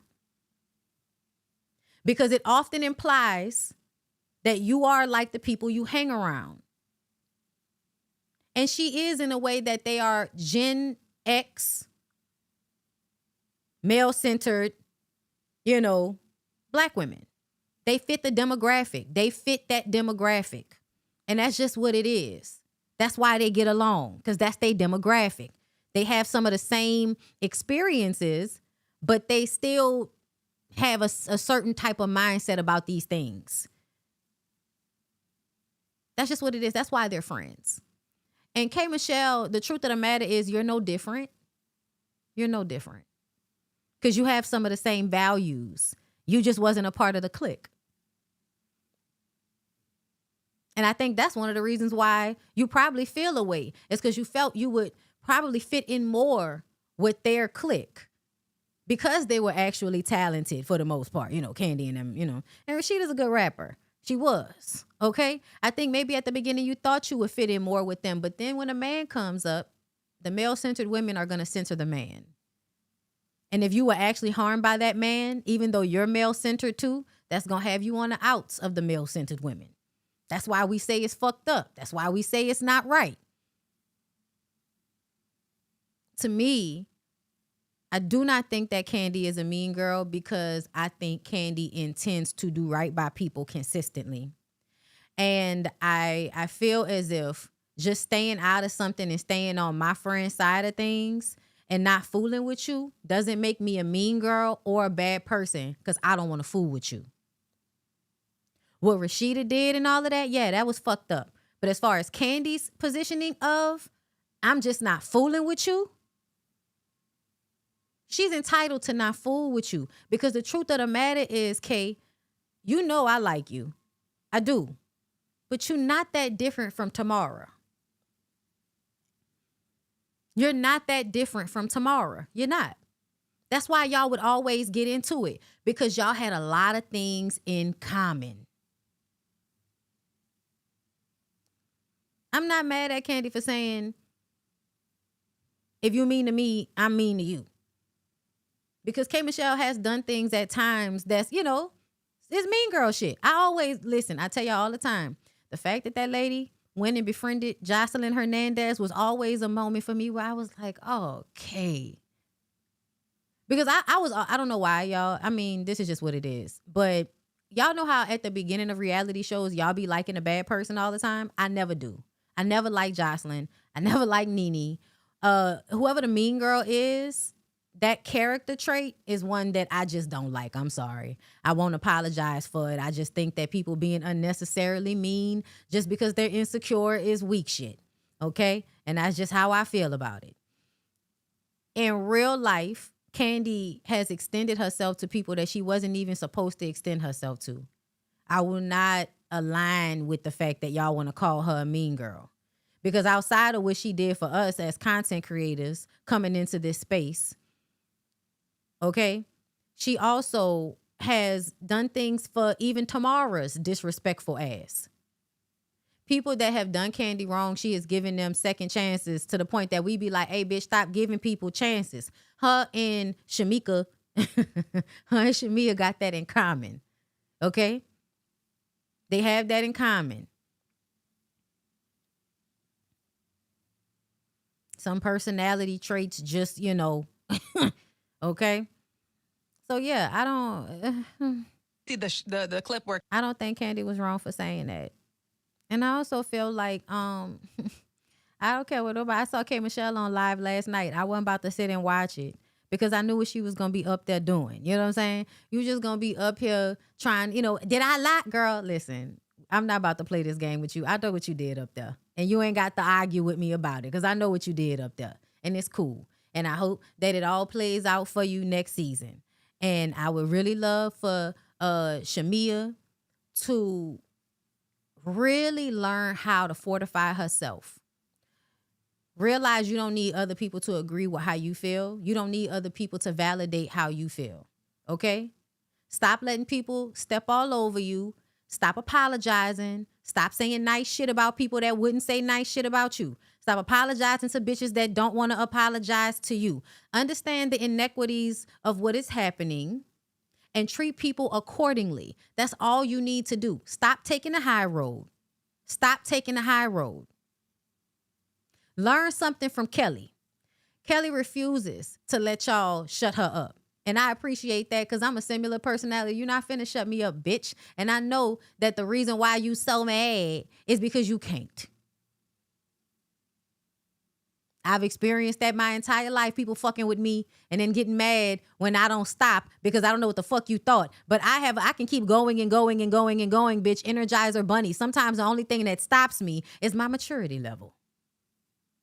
My maturity level is the only thing that will stop me from going back and forth with people sometimes. My maturity level and the fact that I don't feel like getting my nerves all upset arguing with stupid motherfuckers. And when I read the dumb shit that people say, it's automatically going to make my brain be like, stupid shit, stupid shit, stupid shit. An alarm goes off, okay? Alarm, stupid shit, stupid shit, stupid shit, stupid shit. And stupid shit kind of raises my cortisol levels a little bit. So in order to not deal with that, sometimes I block y'all.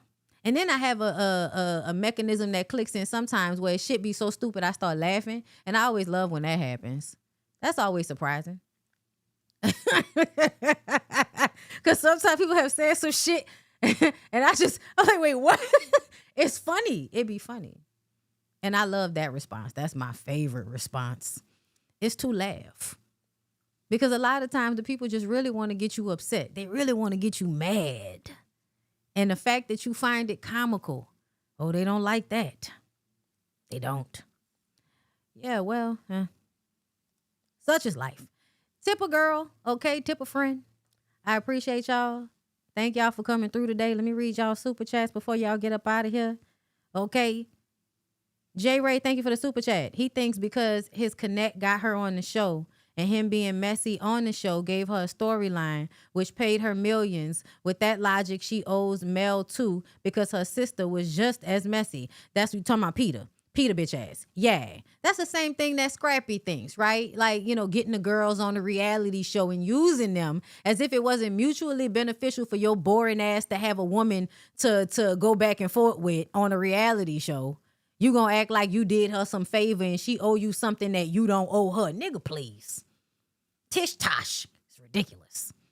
J Ray, thank you for another one. In that Carlos interview, he brought up producing the Source Awards, just like Benzino. Nothing to show for it 30 years later and still insufferable and broke. You know, I think that is such a great assessment and acknowledgement, J Ray. I really, really do.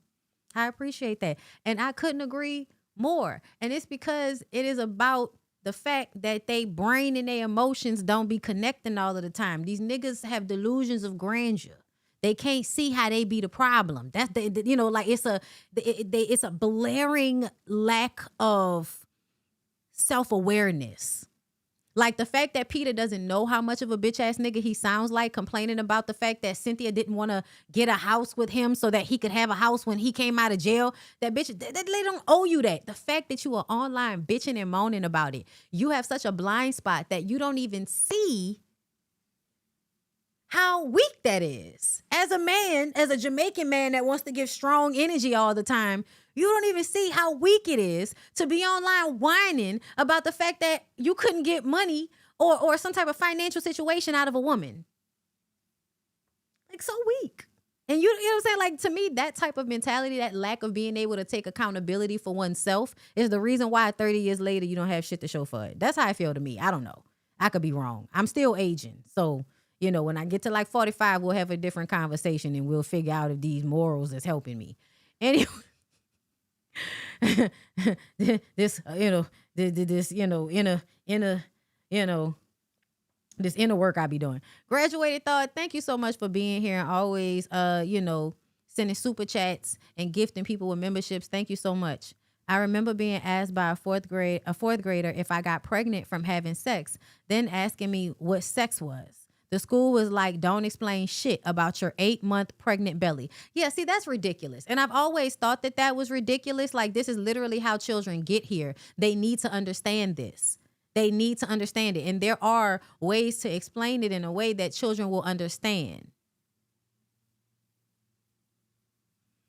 I don't understand why y'all can't get a grasp on that. And that's why I said, like, there's a level of immaturity. That, you know what I mean? Like, why are you a parent if you can't figure out how to explain the simplest of fucking things, sex? Like, it is simple. It is simple. You overcomplicate it, but it's a very simple thing to explain.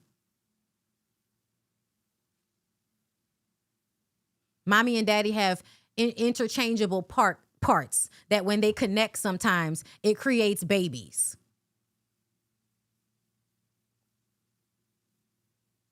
There's this part, there's that part. If you plug this part into that part, you have a baby. And then you explain that that's only for adults and not for children. And no one should be plugging into them down there. And nobody should be touching their area down there. That's when you have those conversations very early on so that they understand. And I don't understand why that's fucking hard. I don't. I was a virgin until I was 19 years old. Informing your children of things does not make them hoes.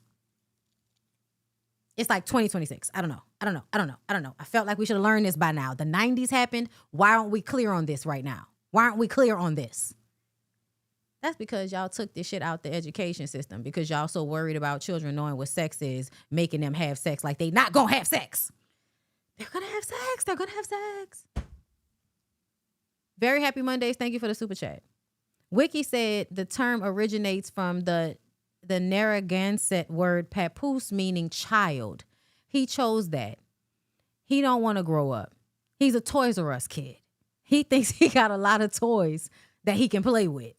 Girl, I heard about that name meaning that. And that makes so much sense. That's why I say sometimes people know what they're doing, and sometimes, you know, your brain will tell the story even when your mouth doesn't.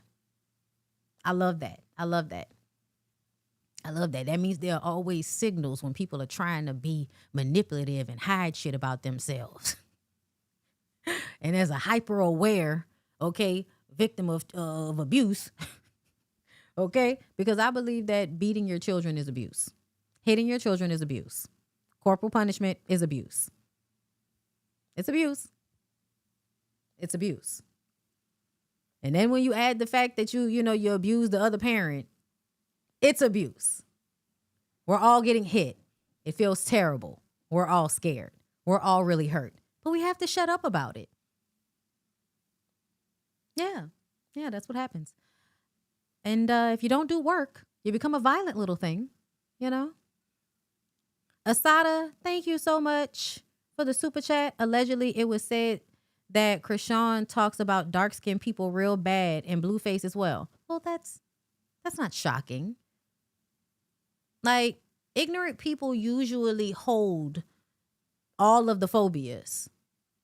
I don't know if y'all been seeing that, but like, I don't know what that's about. But the most ignorant of people usually hold the more of the phobias. And y'all know I'm putting phobia, but colorism is also a part of that for me, right? So they'll be fatphobic, homophobic, they will be colorist, you know what I'm saying? They will be capitalist in their minds, which really means they're just gluttons and really like to hoard things, you know, wealth, money, whatever.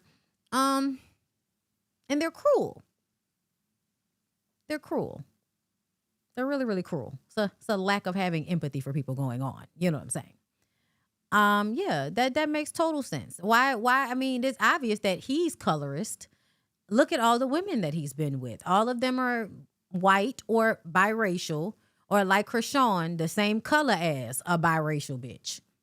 Because I don't think Krishan is biracial. She's just the same color as a biracial bitch. That's all. Because genetics is fun and doesn't work like paint. You know, it's luck of the draw. But yeah, y'all, that's all I got for y'all. We went down degenerate row. So please tip your content creators. Thank you, thank you, thank you. I appreciate you guys. Y'all have a good rest of y'all day. Peace out.